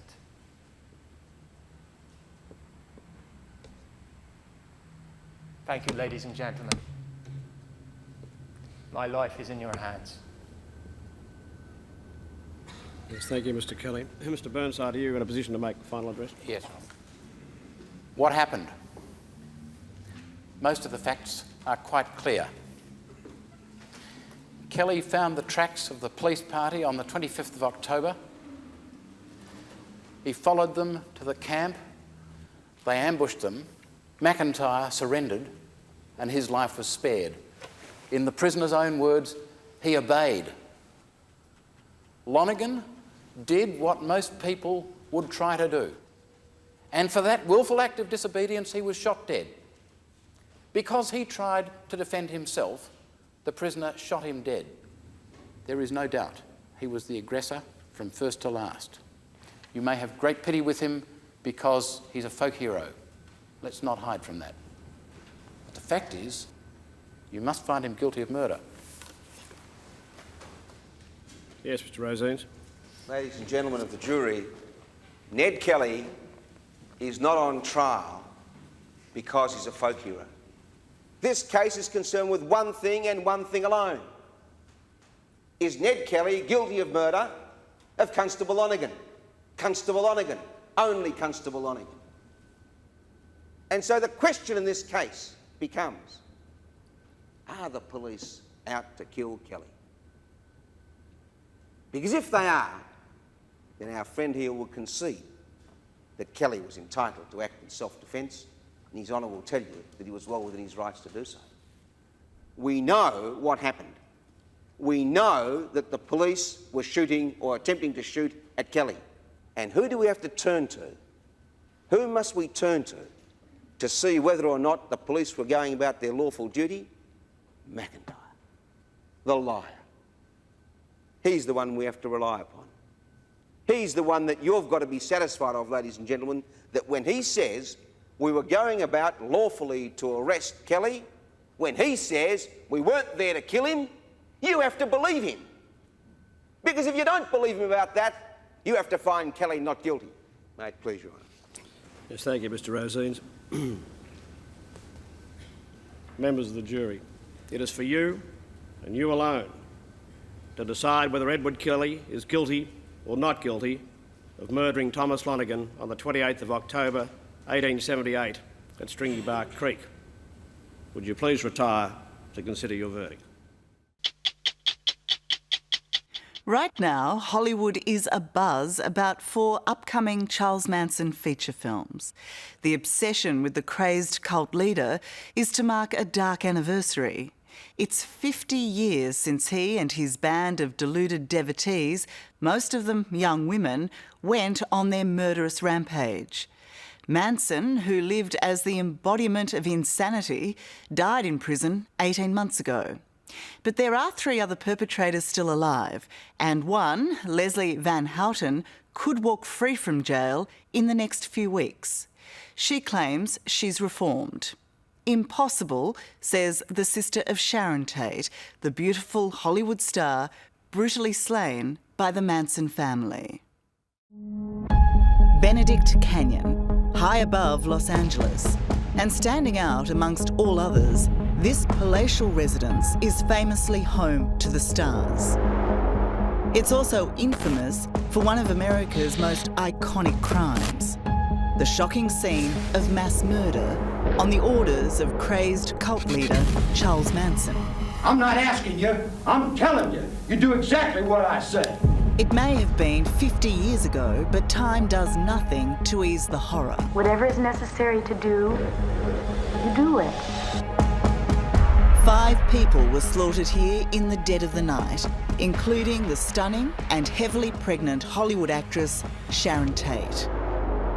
Can I ask you, how keenly do you miss Sharon today, 50 years on? I would love to have her here. Sharon was my big sister. Do I miss her? Yes. Would I like her here? Yes. Do I have this pain every day? No, I don't. But it's not far from the surface. Do I want revenge on these people? No, there is no such thing. But nor does Deborah Tate believe the surviving Manson family killers should ever be allowed to go free. Right now, that is a very real possibility for murderer Leslie Van Houten. Her parole will be either permitted or denied within weeks. I don't think that people that were condemned to death that are undoubtedly guilty of the most heinous crimes in American history should be let out simply because they're 60 years old. Do you look back on that very fateful day and wish you'd never taken the call? For Bob Burbridge, one of the first cops on the scene, the memory of those killings on the 9th of August 1969 will never be erased. How would you describe what you saw? Oh, it was horrific. I mean, it was one of the worst things I've ever seen. I've never seen that many dead bodies in one place before. And it was horrible. It was just horrible. They were young people. They were innocent. People were slaughtered by knives and guns, and it was awful. To love all the pain that you've caused people, all the anguish you've caused. Oh, I don't know pain. I don't know pain. I have no depth of pain. I have no depth of suffering. I don't know ridicule. The rantings of a madman. Charles Manson in full flight. Fault, make strong, good pain, understand pain. Not bad. Pain's not bad, it's good. But somehow, Manson made sense to the disaffected and impressionable. He collected them, mainly young women. Charles loves us to be beautiful, and he let us be beautiful. And set up a commune at an old ranch just half an hour north of Los Angeles. To outsiders and filmmakers, Manson's ranch was what the 60s was all about. Free love and plenty of LSD. This is where the ranch was? Yeah, I think it was right here, all along here, all the way down to the road right there. And then Catherine Scher became a devoted member of the Manson family, moving to the ranch 50 years ago. She says the power of Manson, the self-styled cult leader, came from a higher order. Did you think that Charles Manson was Jesus? I thought he was the closest thing to Jesus. I didn't think he was actually Jesus Christ. He just seemed like he knew everything. And he seemed at peace and happy all the time. And so we listened to everything he said like it was gospel. But Manson's gospel soon became deranged and deadly. I'm ready to die for Charlie. He's ready to die for me. He has died for me. He wanted to kickstart a race war. His plan was to commit mass murder, but make it look like it was done by black militants. You have to be ready right now, right here, right now. A wannabe musician, Manson thought the Beatles song, Helter Skelter, was an anthem to Armageddon, a message to him to get things started. I realized that no one knows anything about what we're about or what Charlie's about. They really don't know anything. A lot of people are trying to make sense of something that didn't make sense. By that time, we had stopped thinking. It was the 9th of August, 1969, the night Charles Manson turned his unthinkable plan into action. When somebody needs to be killed, there's no wrong. You do it. And then you move on. Aiming to create panic, Manson chose the celebrity home of Sharon Tate and her movie director husband, Roman Polanski. Roman and Sharon had top billing. Polanski was away that night. Unaware of what was to come, Sharon was entertaining friends. What do you think those last moments were like? Oh, it must have been terrifying for these people, you know. They were just slaughtered. It was late, and Manson sent a posse of devotees from his ranch into the heart of Los Angeles. The blood, the knife wounds that these people took. It wasn't one or two knife wounds, it was a lot. We were just completely stabbed and stabbed and stabbed and stabbed.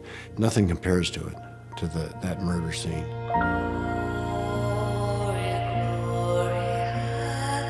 Manson ordered his longtime lieutenant, Tex Watson, and two of his lovers, Susan Atkins and Patricia Krenwinkel, to break into the Tate-Polanski home and kill whoever they found. It was a man down call at 10050 Cielo Drive. 25 and just 3.5 years in the job, Bob Burbridge was on call that morning. 6 minutes later, he was at the Tate house, joining other bewildered officers on the scene of unimaginable mayhem. So I walked in and I came upon a car that was parked kind of askew in the driveway. And I looked into the car and there was a dead body in the car. I looked on the lawn about 75 feet away on the front lawn, there were two more bodies. We systematically searched the house, room by room, closet, under beds, bedrooms, hallways. And then we looked into the living room and we saw two more dead bodies. One was with this beautiful lady laying there in her bra and underwear, full-term pregnant, and with a rope wrapped around her neck, going around a beam in the ceiling in the living room. Oh, man, it's hard to... It's so clear in my mind, you know, it's hard to... It bothers me. What Bob didn't know as he looked at the slain Sharon Tate was that her stabbing murder would become one of the biggest news stories of all time. These killings just stunned America and the world. This was a worldwide story. They involved everything that we were thinking of then, celebrities, hippies, drugs. Linda Deutsch was a young reporter filing for Associated Press at the time of the Manson killings. She had the first story on the murders and followed the case through to trial. It's been said that on the 9th of August 1969, the night of the murder of Sharon Tate and her friends, that the 60s stopped. The 60s as we knew them, the time of flower power and happiness and joy and love and all of that was over. It was now a time of fear, great fear. The Los Angeles where this happened was in terror. Sometimes I feel I'm scared to live. Living is what scares me. Dying is easy. Behind bars 12 years into his life sentence, and this was Charles Manson's first ever interview. Where I had magical powers, and I told everybody in the chapel, I said, zap, zap, zap, zap. I said, where's my magical powers? He used it as an opportunity to rant, not to confess to some of America's most heinous murders. Well, I knew I wasn't going to go to the gas chamber because I hadn't done anything wrong. In the summer of 1969, members of the Manson family went on a 48-hour killing spree in Los Angeles. On the first night, following his direct orders, 3 of Manson's most faithful followers broke into the residence of Hollywood actress Sharon Tate and mercilessly slaughtered her and 4 others. The murders were gruesome, horrible. The most horrible we had heard of at that point. The very next night, the Manson family struck again. This time, Charles Manson took a far more direct role, tying up the residents of this property, Leno and Rosemary LaBianca, but telling them they would not be hurt, just robbed. Then he set his disciples on them and left. Those disciples strangled and stabbed the couple, Rosemary 41 times, before they carved the word war into Leno's stomach and used his blood to write Helter Skelter on the fridge door. And I said, oh my God, it has happened again. And the LaBiancas had been killed. It was unbelievable, incomprehensible. And no one had even suspected that women were involved. Having broken the first story on the Tate murders, Associated Press journalist Linda Deutsch was again on reporting duty when the Manson family murdered the LaBiancas. The reaction was widespread terror. You had a city that was in lockdown. People were buying alarm systems for their houses. People carried guns. They were sure that they were targets. And then when the LaBiancas were killed, that sort of cemented the idea that there were mad killers on the loose. After killing Sharon Tate and her friends, Manson had called on Tex Watson and Patricia Krenwinkel to murder again. But this time, completing the terror triumvirate was Leslie Van Houten. How Manson could get these women to so savagely kill for him remains one of the great fascinations of this tragedy. They were mostly disaffected, or they had been involved in drugs, and they were ripe for the picking. He just plucked them off a tree, and he turned them into killers. What do you think of women? Oh, I like them. Yeah, they're nice. They're put together well and everything, and they're soft and spongy. Yeah, they're nice. As long as they keep their mouth shut and do what they're supposed to do. What was the striking ability or element within him that enabled him to get young women to do his bidding? He just made you feel good about yourself. So, you know, he gave women what they needed and wanted in a lot of different ways. So they wanted to be with him. Wanted to do anything for him? It was just a very slow, all for one, one for all. And then it became that we needed to survive because something terrible was going to come down. There was going to be a race war and everyone was going to fight everyone. With no surviving family of her own, Catherine Scher was lonely and vulnerable when she joined the Manson family, aged 26. Humble men sometimes do brave things, but it is unlikely that a brave man is capable of humbling himself. Like most here, she became Manson's lover, but claims was never asked to take part in the murders. How did you learn of the murders? How was that news shared? It was just common knowledge that almost like, we'll understand later, it just had to be done. Charlie is always right. Wow. I mean, that's a lot to accept, isn't it? That Charlie's right in this case? Yeah, it's a lot to accept. We would do anything for each other, to the point where we would die for each other. And kill. I mean, that's the point. That's the overwhelming point. Yes, because it's, would you do anything? And you feel that you're really talked into that any time now, all hell's going to break loose, and your only safety is with them. But that, the level of violence that was exhibited in those murders, I'm sure that...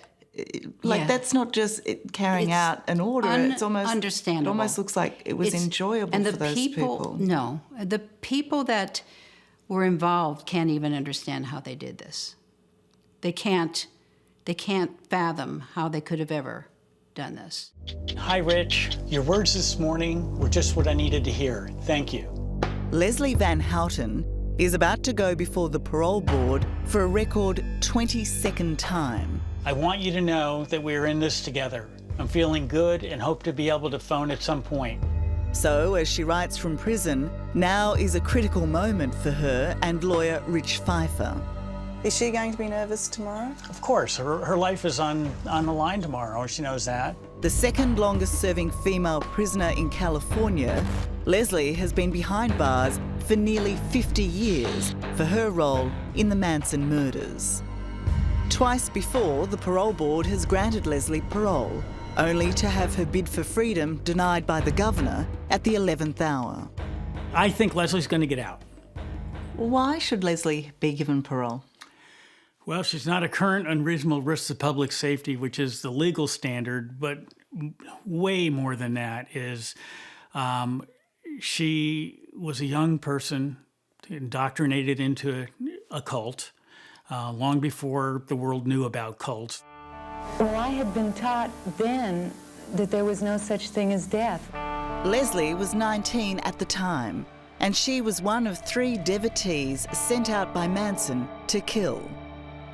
It was the second night of Manson's murder spree, and their target was Lino and Rosemary LaBianca.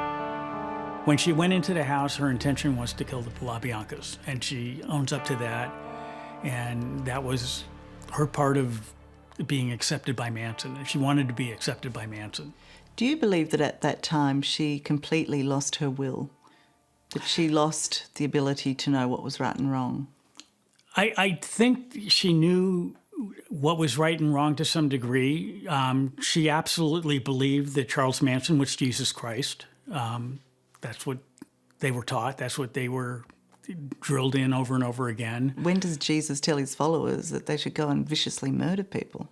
This is what they believed. And she acknowledges that today that, that belief was skewed and everything, but at the time, that's what she believed. And she wasn't alone. The family's blind faith in Charles Manson persisted through their infamous court case, even with their own lives now in the balance. Their cheeriness and singing belied what they faced. But in January 1971, Leslie Van Houten and Patricia Krenwinkel were convicted of multiple counts of murder, as was Susan Atkins, who repeatedly and fatally stabbed Hollywood star Sharon Tate. All were sentenced to death, which was later commuted to life in jail. So this is where Charles Manson was arraigned. This is where the trials were held. This is where it was. This is the place. Reporting from the court case, Linda Deutsch was witness to history. Stand still a second right there while you're happy. That's very beautiful. Beautiful, Charlie. And a circus like none had seen before, with Charles Manson also on trial for the 7 horrendous murders. When he came out of the holding cell into the hallway, he looked like a scared animal, and he was not looking very threatening. He just looked like a little guy in a buckskin outfit. Not the Messiah? No. Even in custody, Manson was controlling his women, instructing them to disrupt every step of the court process.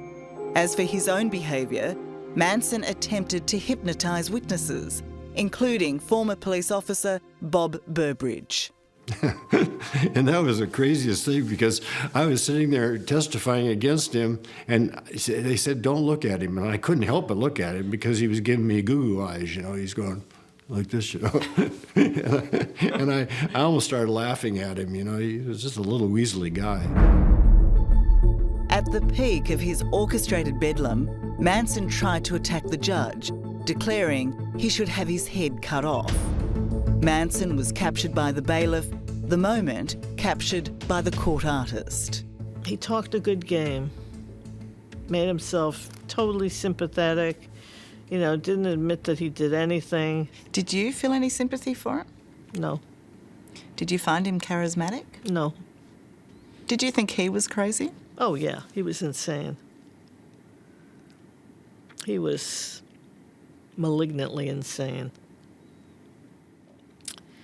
It was quite a time. Hello. Sharon Tate's younger sister, Deborah, was just a teenager when she confronted the madman who had ripped her life apart. When you first came face to face with members of the Manson family, what was that like? What did you see? What did you feel?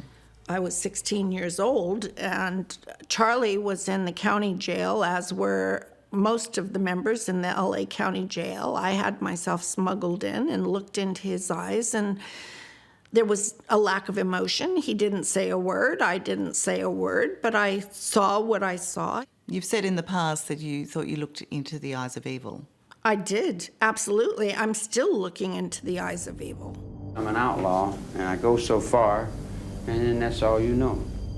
Deborah also reveals that Manson wrote letters to her from jail. And those basically state that he's an outlaw and he is what he is. But in those letters that he wrote to you... Did he say he was sorry? No. Did he say that he did it?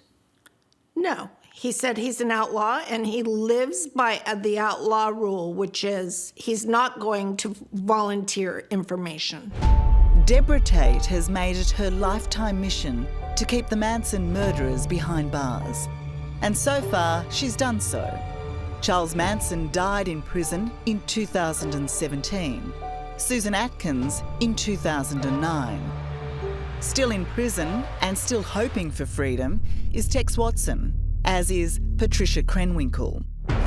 As for Leslie Van Houten, her bid for parole was granted, and within weeks she could be the first Manson family murderer set free.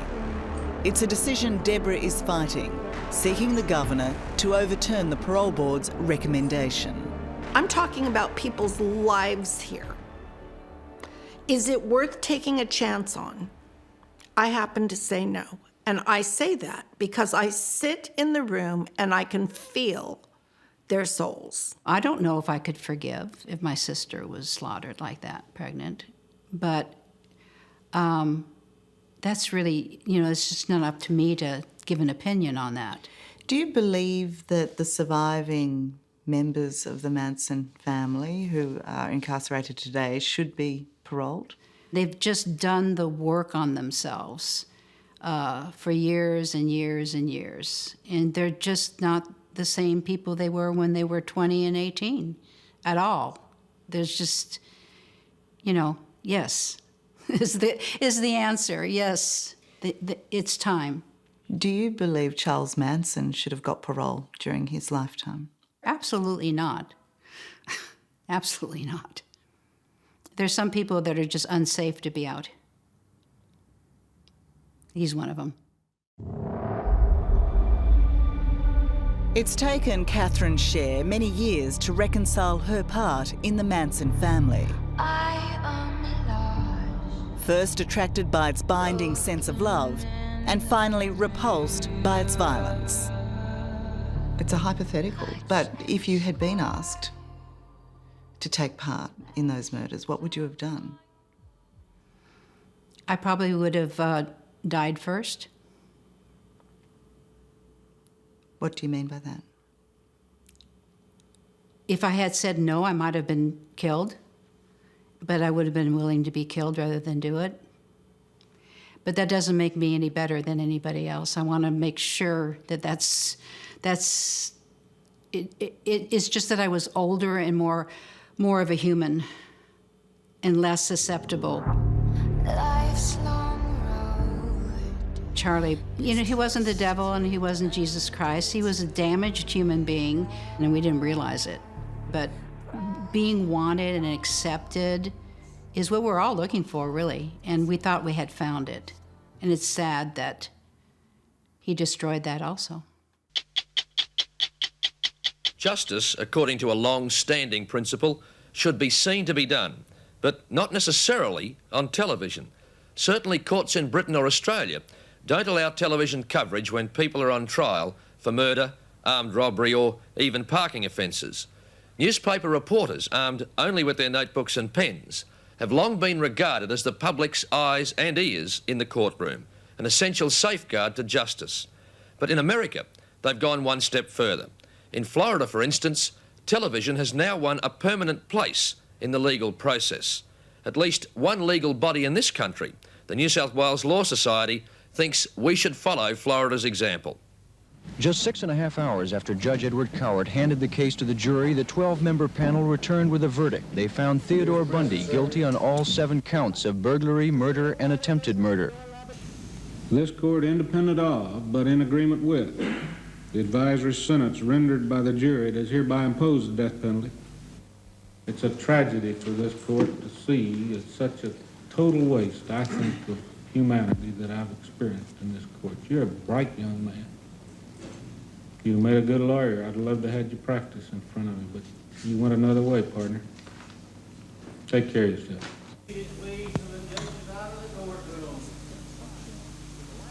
An amazing judicial ending from Judge Edward Cowart to an amazing court case, the recent trial of accused mass murderer Theodore Robert Bundy in Miami, Florida.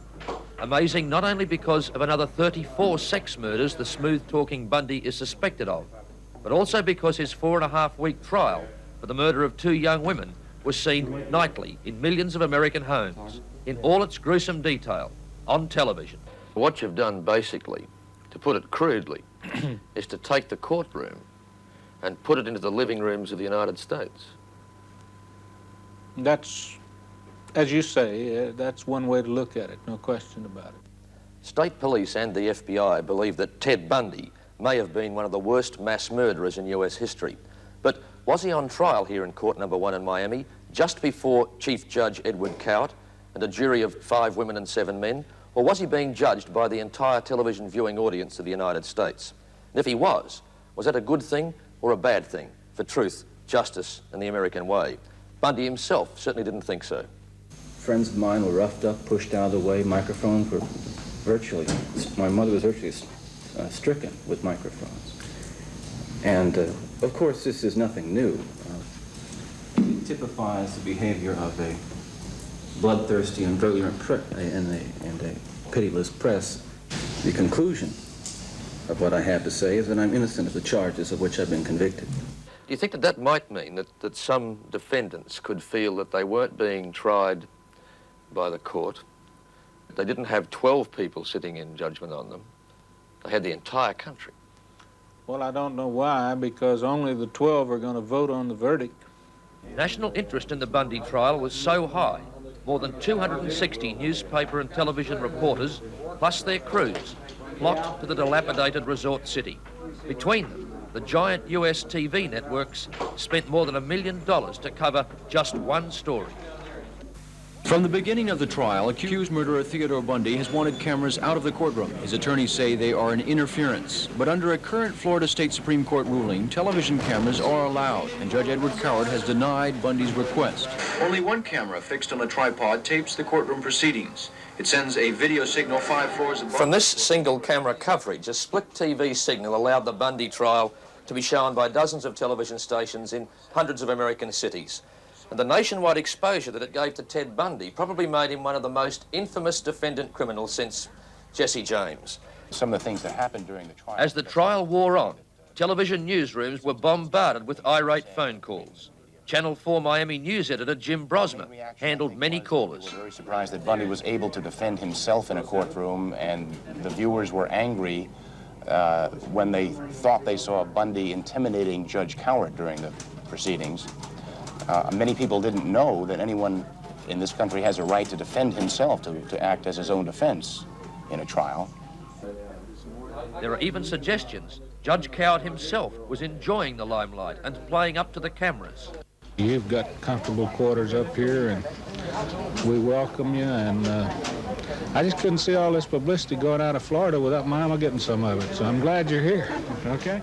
His comments to Bundy at the end of the trial raised a lot of eyebrows. Well, you said you wanted to see what was going to be on tonight. Now you're on tonight.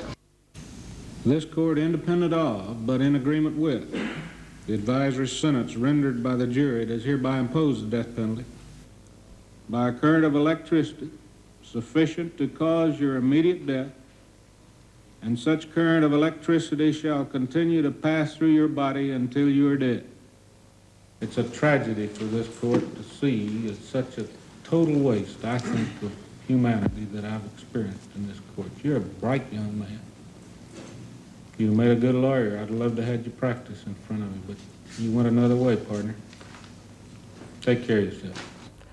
Judge, I have to say that the comments you made from the bench after you sentenced Theodore Bundy were some of the most amazing that I've heard from a judge. What prompted you to make those? I was just being myself and communicating the way that I personally felt. But you just sentenced a man to death in the electric chair. And then you were telling him to take care of himself. Well, there are many avenues of appeal, many avenues of review. There's a possibility of interim self-destruction without some of the legal questions answered, and all of those factors. I think that we can say that before anything happens to the gentleman, that I personally would like to see those avenues explored. I don't know any judge that gleans satisfaction out of sentencing somebody to death. Though Bundy objected to the camera, he was often seen looking right into the lens. Girls flocked to his trial, sent him adoring letters. One girlfriend took the stand to defend him.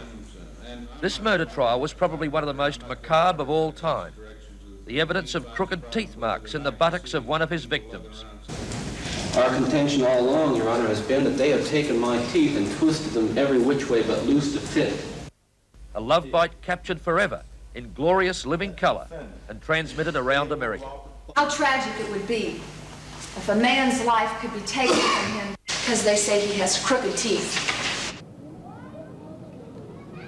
There were any number of paradoxes about the month-long Bundy case, not the least of which was its location here, on the high-rise holiday strip of Miami. And lazing about in the sun, the idle American rich were probably unaware of the fact that just a few blocks away, an articulate Theodore Bundy was arguing his own case against the electric chair. Unaware, that is, until they returned to their hotel rooms after a hard day in the sun and turned on their TV sets. With the jury still out of the courtroom, Bundy, a former law student, got up from the defense counsel table and started questioning a Utah state trooper. And before I forget to ask the $64,000 question, did you have a search warrant to search my car? No, sir. A real trial far more bizarre than the teledramas in prime time, with real live witnesses and emotion more real than Hollywood can create. Here's a fellow that could do a lot of good to help the Florida Department of Corrections operate. An appeal from the defendant's mother. Ted being the oldest, and you might say my pride and joy, our relationship was always very special. I consider it, the death penalty itself, to be the most primitive, barbaric thing that that a human being can impose upon another. And I've always felt that way. It has nothing to do with what's happened here. An outburst from a confused key witness. Said 2 or 3 times that I did not look at these because these were front views. How many times must I go over this? You alone, as you are sworn to try this case, must pass on the issues of fact. The sensational Bundy case was possibly a one-off. Dramatic trials are still rare television viewing in America, even though 20 states allow it. Improper exhibition of a firearm. It is a crime. 60 Minutes was alone filming this shooting trial in Miami last week. It was ignored by both the local and national media. Angry or threatening manner in the presence of one or more persons. One of the people we've spoken to since we've been here suggested that television coverage of a trial like the Bundy trial is entertainment. I don't know for who. It's hard work for us. Do you think that it's possible that the sorts of cases that you'll see covered will be things like murders, rapes, violent crime, rather than the more mundane? I would think so. The more mundane trials are not covered to any great extent by print and weren't covered by us before the cameras were allowed in the courtroom. I think the major advantage of having a camera in the courtroom is for the public to see what the judiciary is doing in the courtroom. Most people, the great majority of people, have never been in a criminal courtroom. And it is not like a Perry Mason. It is actually very dull most of the time. If they used actual courtroom scenes, everybody would be a lot better off. You get so many witnesses and so many jurors who come to court expecting to see a miracle pulled out of the hat, so to speak, as the Perry Mason series, that they're totally distracted when it doesn't happen. I don't think people being in touch with reality has ever harmed anything. Security has to be compatible with the goals of what's going on in this courtroom. All very American, but how widely can justice be seen to be done without becoming a farce? A legal system that hangs so loose beside stiff, formal British justice. So for Australian courts, the question remains, TV or not TV? Isn't there also a danger that televising trials like the Bundy trial could turn people like him into folk heroes? Well, would you think a paperback novel might do the same thing? It probably would, but... Sure it would. But everybody doesn't read books. Most people do watch television. I can understand that. But what I'm saying to you is if people receive and view that as an actual courtroom scene, don't you think they probably are in a position to make that decision themselves as to whether he's a so-called idolized hero or, in fact, another criminal? Do you think the fact that the Bundy trial was televised, though, has made it more likely that more Americans will see some glamour, some appeal in him and what he did? I'm going to totally devastate you on my answer to that question. I'm going to say no, and I'll tell you why. If you were privy to hundreds of responses and letters that I have from people throughout this country that say just the opposite, they like to see that someone such as Bundy, who is the charismatic figure that you project, can still go through the system, and the system can handle it. Peter Scully was on the run for 4 years.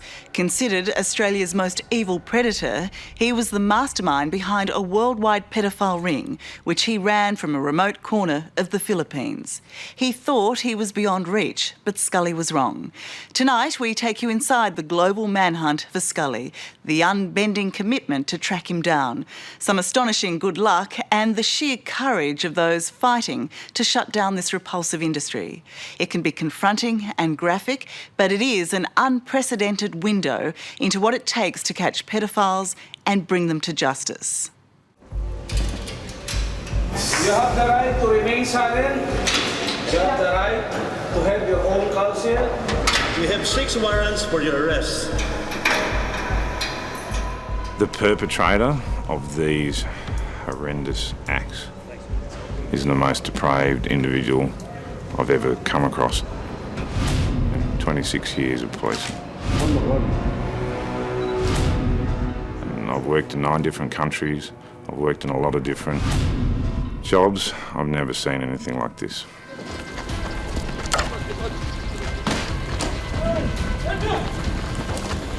Don't move, don't move, don't move, don't move, don't move. Peter Scully is finally in jail, likely never to walk free again. Charged with kidnapping, rape, torture, murder, and selling the gruesome videos he's made which detail the terror and pain of his child victims. Good morning, thank you. So when you were on the run, how great was the urge? Urge for what? To find young girls. Hardly ever had an urge. It's not like a hungry dog that's got to feed every 3 hours or 4 hours. It's not like that. And it's really not, it's almost not an urge. Then why do it? Yeah, good question. Yeah. 2011, and Peter Scully flees Australia for the Philippines after allegedly fleecing dozens of trusting investors of millions of dollars in property and IT scams. While local police were aware of the fraudster, no one could guess he would soon ignite a global manhunt, wanted for the most horrific crimes against children. She's alive. I really didn't think she would be alive. Australian Federal Police Officer Paul Hopkins has been embedded with the crack team of Filipino investigators relentlessly hunting down Scully. What is the case against Peter Scully? There's two cases in the Philippines. The first case is the slavery, the fact that he's kept two young girls in a house and sexually abused them, tied them in dog chains and allegedly made videos of them. That's one case.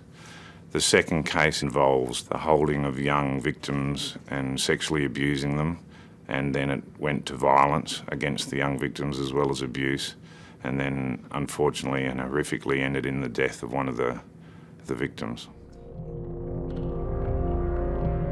Peter Scully filmed his atrocities at his base in Mindanao, a remote part of the Philippines, then sold his made-to-order vile videos to pedophiles around the world.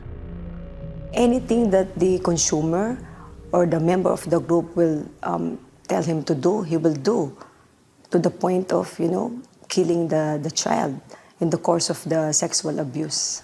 And who are those people? Where do they come from? From UK, Germany, and US.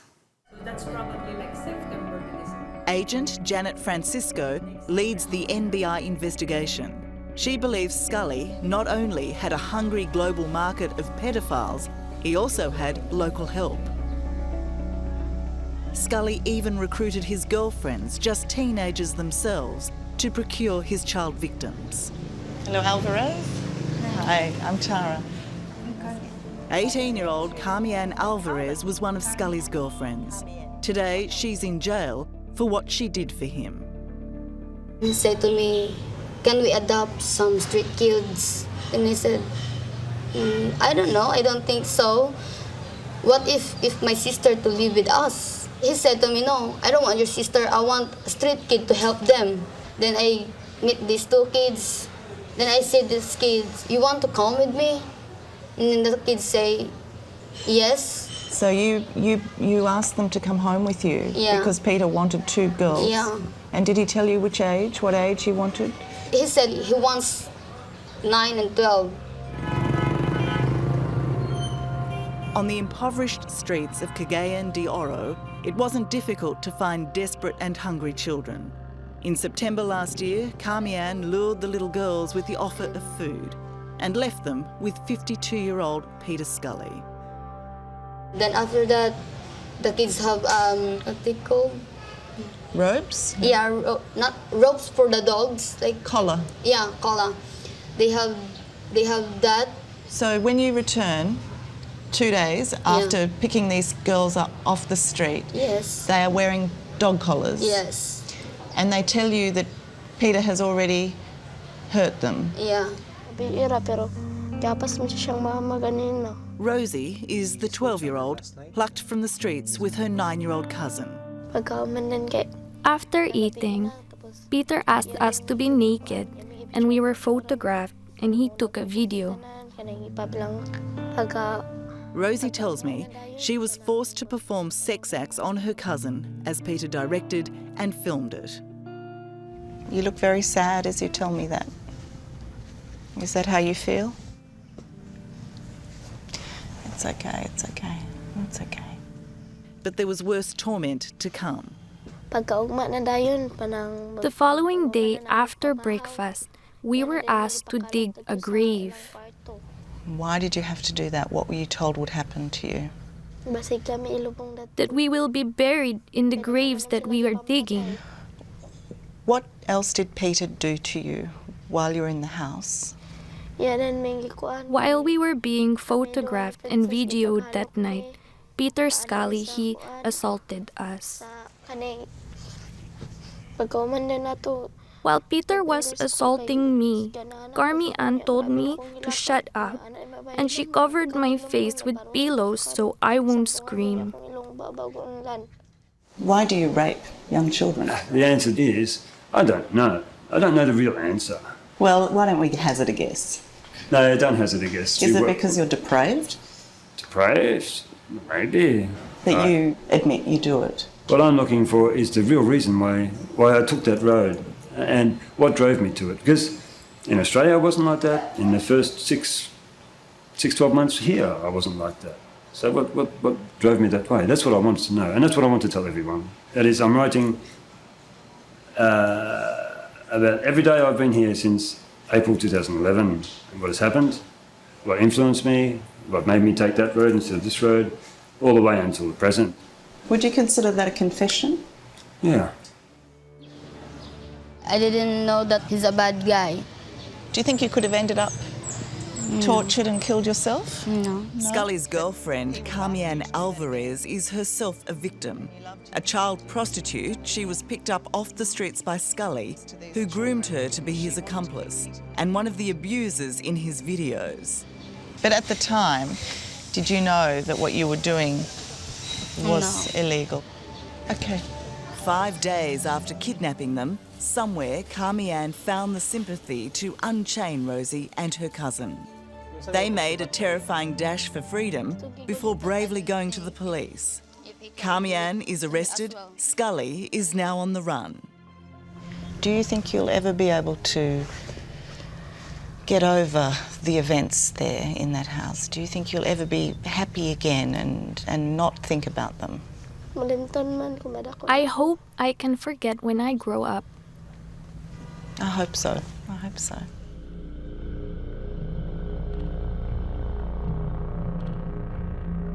In finding the strength to go to the police, Rosie would help expose the full horror of Scully's most degenerate operation. Even younger victims, possibly held captive for years, and more pedophiles willing to pay $10,000 to watch vile stuff like this. A video had surfaced in Europe, and that video involved a white male and Asian females molesting children, very young children, as young as 2 and even younger. That video was called Daisy's Destruction, and there was a series of these videos. And so around the world, police and government organisations were doing what they do and searching for where this could have occurred and trying to find the victims. A worldwide hunt was on. Dutch police isolated the abuse to the Philippines and at least 8 local children. But still, no one knew who the abuser was. He'd pixelated his own face in his horrendous videos, but Scully couldn't hide his accent, and it took another Australian, Paul Hopkins, to spot it. I said, I'm so sorry, it appears to be an Australian, and that's awful. So that's how the case came together. It just came together by everyone doing their little bit, and finally then as the hunt for him was on. So he's laying low. He was last seen about 2 weeks ago in this area, so we're close, but we just need that one breakthrough, and that's what we're doing today. Terrific.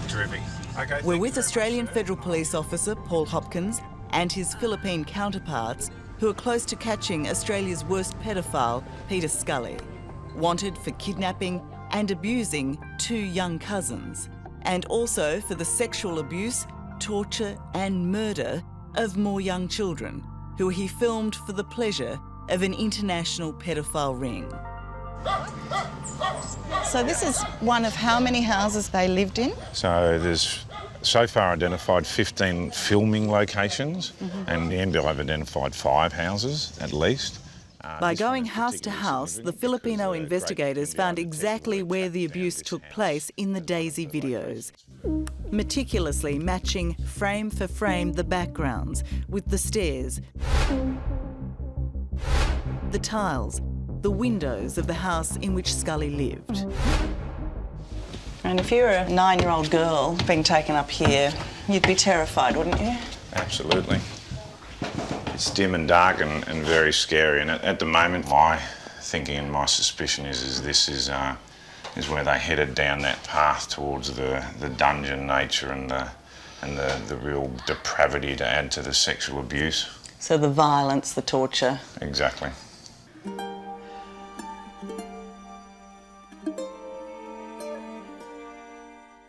Amongst a number of girls, there are 3 main victims featured in the Daisy destruction video made 3 years ago. Daisy, who was barely 18 months old, Cindy, who was 11, and Liza, 12, all handed over by their parents in the belief that Scully would feed, house and educate them. Why would you abuse an 18-month-old child? Well, for a start, I didn't. And well, that's not true, is it? It is true. No, sorry, you're wrong. Oh, I'm sorry. How old was she? Huh? How old was she, Peter? You are confusing different things. I don't want to get into that. How old was she? Huh?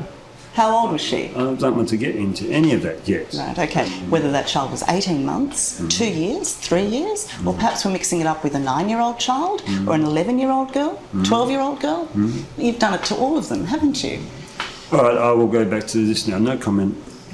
It's the coward's way out, isn't it? It's the realistic way out. As the net closes in on Scully, investigators are just as desperate to find the 3 girls. So they'll know that if there've been any white foreigners about there. Is that Yes, why we're going to them? Yes. Because Early on, there is good news. The baby of the group, Daisy, has miraculously survived after she's rescued by her family. Yes, good afternoon. But the team's exhaustive search for Liza and Cindy is going nowhere until this. Magkaklase kayo? Oh, ano na siya? Anong pangalan niya? Liza. Nasaan na siya ngayon? You know, she can identify the girl. So it's a breakthrough, you know? Liza is alive. But for 11-year-old Cindy, help has come too late. Sadly, this is where Cindy died.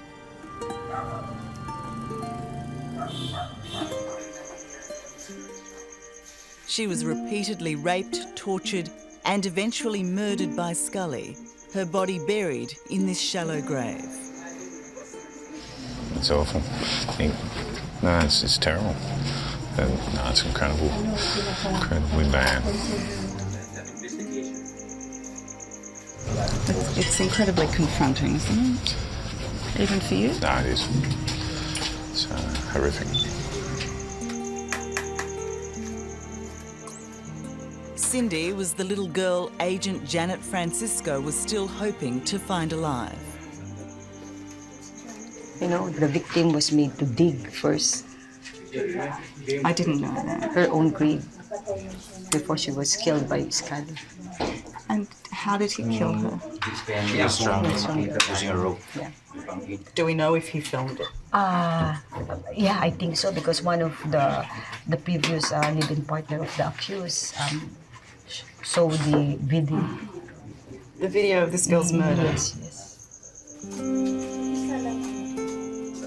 It's painstaking work in a cramped space, but in death, Cindy is being given the care and respect she was denied in life. Not just by Peter Scully, but by this woman too. So how long did you live here for? Here, we lived here maybe 2 months. Lizelle Margelio, Scully's other girlfriend and his chief accomplice, has brought police to the house where Cindy was murdered, claiming she now wants to help the children she harmed. Did you want to help the children at the time? Would you like? I wasn't around when he did this. I wasn't around at all. Well, how did you know where this girl was if you weren't around? He told me everything. The truth is, 19-year-old Margelio, at Scully's urging, carried out some of the most brutal, physical and sexual abuse on all the children in the Daisy videos. identified despite her mask. She too now faces life in jail, as does Carmianne. Do you know that yesterday police dug up Cindy's bones, that she was buried in the house that they lived in?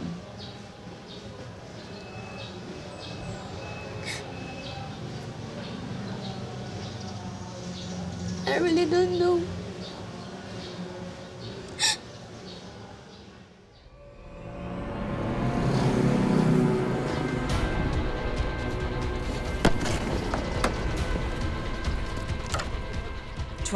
February, 4 years after fleeing Australia and committing unspeakable crimes. Don't move. This is the moment Scully is caught. Give me your name. It's Peter Scully. What? It's Peter Scully. Peter Scully. We have 6 warrants for your arrest. Wow. Okay? Already, investigators believe they have a watertight case against this father of 2. You put on your pants. Yeah. But they also fear there are more victims to be found, alive or dead. Can I get my cigarette? Is it possible? So what was your reaction when you were arrested? Did you feel as pathetic as you looked? Thank you. I didn't think about that. You told me earlier that you weren't a pedophile in Australia. Is that true? No victims in Australia? Of course not. What about your own children? No. No way. Oh, that shocks you, does it? It shocks me. It shocks me that you asked that. We believe that there is still one girl missing. Where is she? From now on, my answer will be everything will be in the journal. So you can keep asking questions, but that will be my answer. Is she alive? Everything will be in the journal. Anyway, are we almost done? Because we're going round in circles. I'm not finished yet. All right. Peter Scully gives Australians a very bad name, doesn't he? That's what you say. Is that what you say? Oh, he's so heartless. For Virgilio Menendez, director of the NBI, the message for pedophiles like Scully is you can run, but you can't hide. Maybe he's sick. No person in his right mind will do that, including his partner. That lady is also sick. What we're interested in is whether you have any remorse, whether you admit to what you've done, which is sexual abuse, and of course, murder. Of course I have remorse. Why, of course? Well, you think people don't have remorse? No, I'm asking you, as somebody who is a repeat offender here, who went on the run, who's only here because you've been caught, not because you turned yourself in. At what point do you actually feel sorry for what you've done? Is it at the point where you're captured? Oh, that's a good question, actually. That's a good question. Well done. That's a very good question. At what point do you feel remorse? I think there's different degrees of remorse all the way through, right? But I think your greatest remorse comes when you finally realise the extent of what you've done. And at what point was that? At what point was that?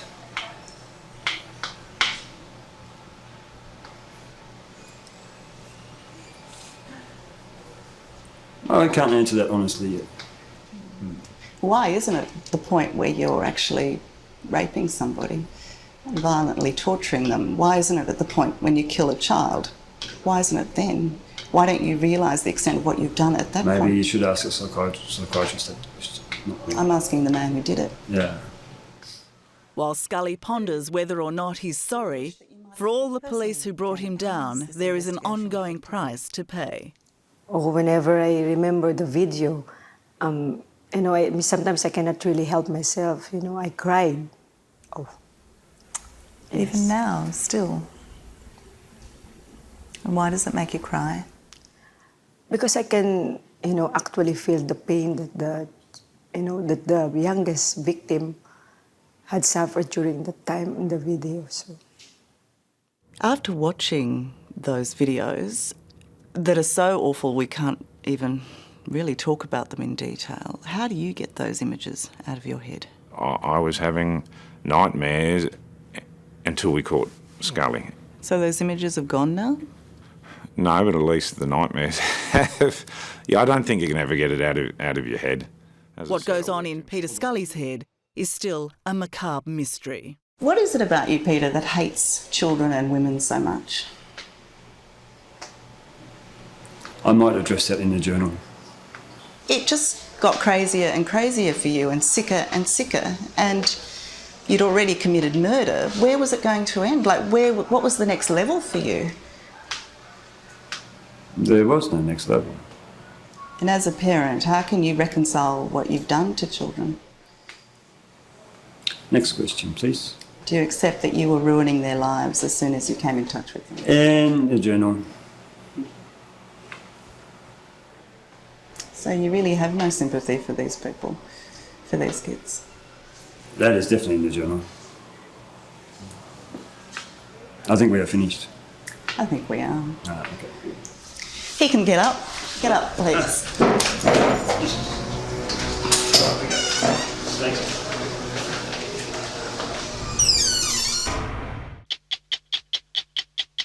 Peter Scully is considered the most depraved pedophile ever caught by law enforcement. The Australian father of two operated a worldwide child abuse ring from the Philippines until, as our cameras captured, he was finally hunted down and brought to justice, sentenced to life in jail in 2018.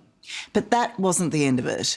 Earlier this month, Scully faced a further outstanding 60 charges for trafficking, producing child sexual abuse material, child abuse and rape. His victims were as young as 18 months. He was sentenced to a further 129 years in jail. The horrific crimes of Peter Scully make this one of the most harrowing stories I've ever told. We have 6 warrants for your arrest. Wow. In 2015, shortly after Scully's arrest in the Philippines, after 4 years on the run, we were given a glimpse into the mind of a monster. Scully had kidnapped, raped and tortured children, some as young as 18 months old, filming his obscenities for made-to-order videos which he would sell to a global network of pedophiles. Why do you rape young children? The answer is, I don't know. I don't know the real answer. Scully's perversion knows no bounds. At a house he once rented, investigators discovered the bones of Cindy. The 11-year-old had been repeatedly raped and tortured before being strangled by Scully, and then buried in this grave which she had been made to dig. What we're interested in is whether you have any remorse, whether you admit to what you've done, which is sexual abuse, and of course, murder. Of course I have remorse. But I think your greatest remorse comes when you finally realise the extent of what you've done. And at what point was that? I can't answer that honestly yet. Why isn't it the point where you're actually raping somebody, violently torturing them? Why isn't it at the point when you kill a child? Why isn't it then? Why don't you realise the extent of what you've done at that point? Maybe you should ask a psychiatrist. I'm asking the man who did it. Yeah. The court has now added 129 years to Scully's life sentence after he was convicted of a further 60 abuse charges earlier this month, giving him plenty of time to write his so-called journal in a personal search for answers no one wants to hear. What is it about you, Peter, that hates children and women so much? I might address that in the journal. And as a parent, how can you reconcile what you've done to children? Next question, please. Do you accept that you were ruining their lives as soon as you came in touch with them? And the journal. So you really have no sympathy for these people, for these kids? That is definitely in the journal. I think we are finished. I think we are. Okay. He can get up. Get up, please. Thank you.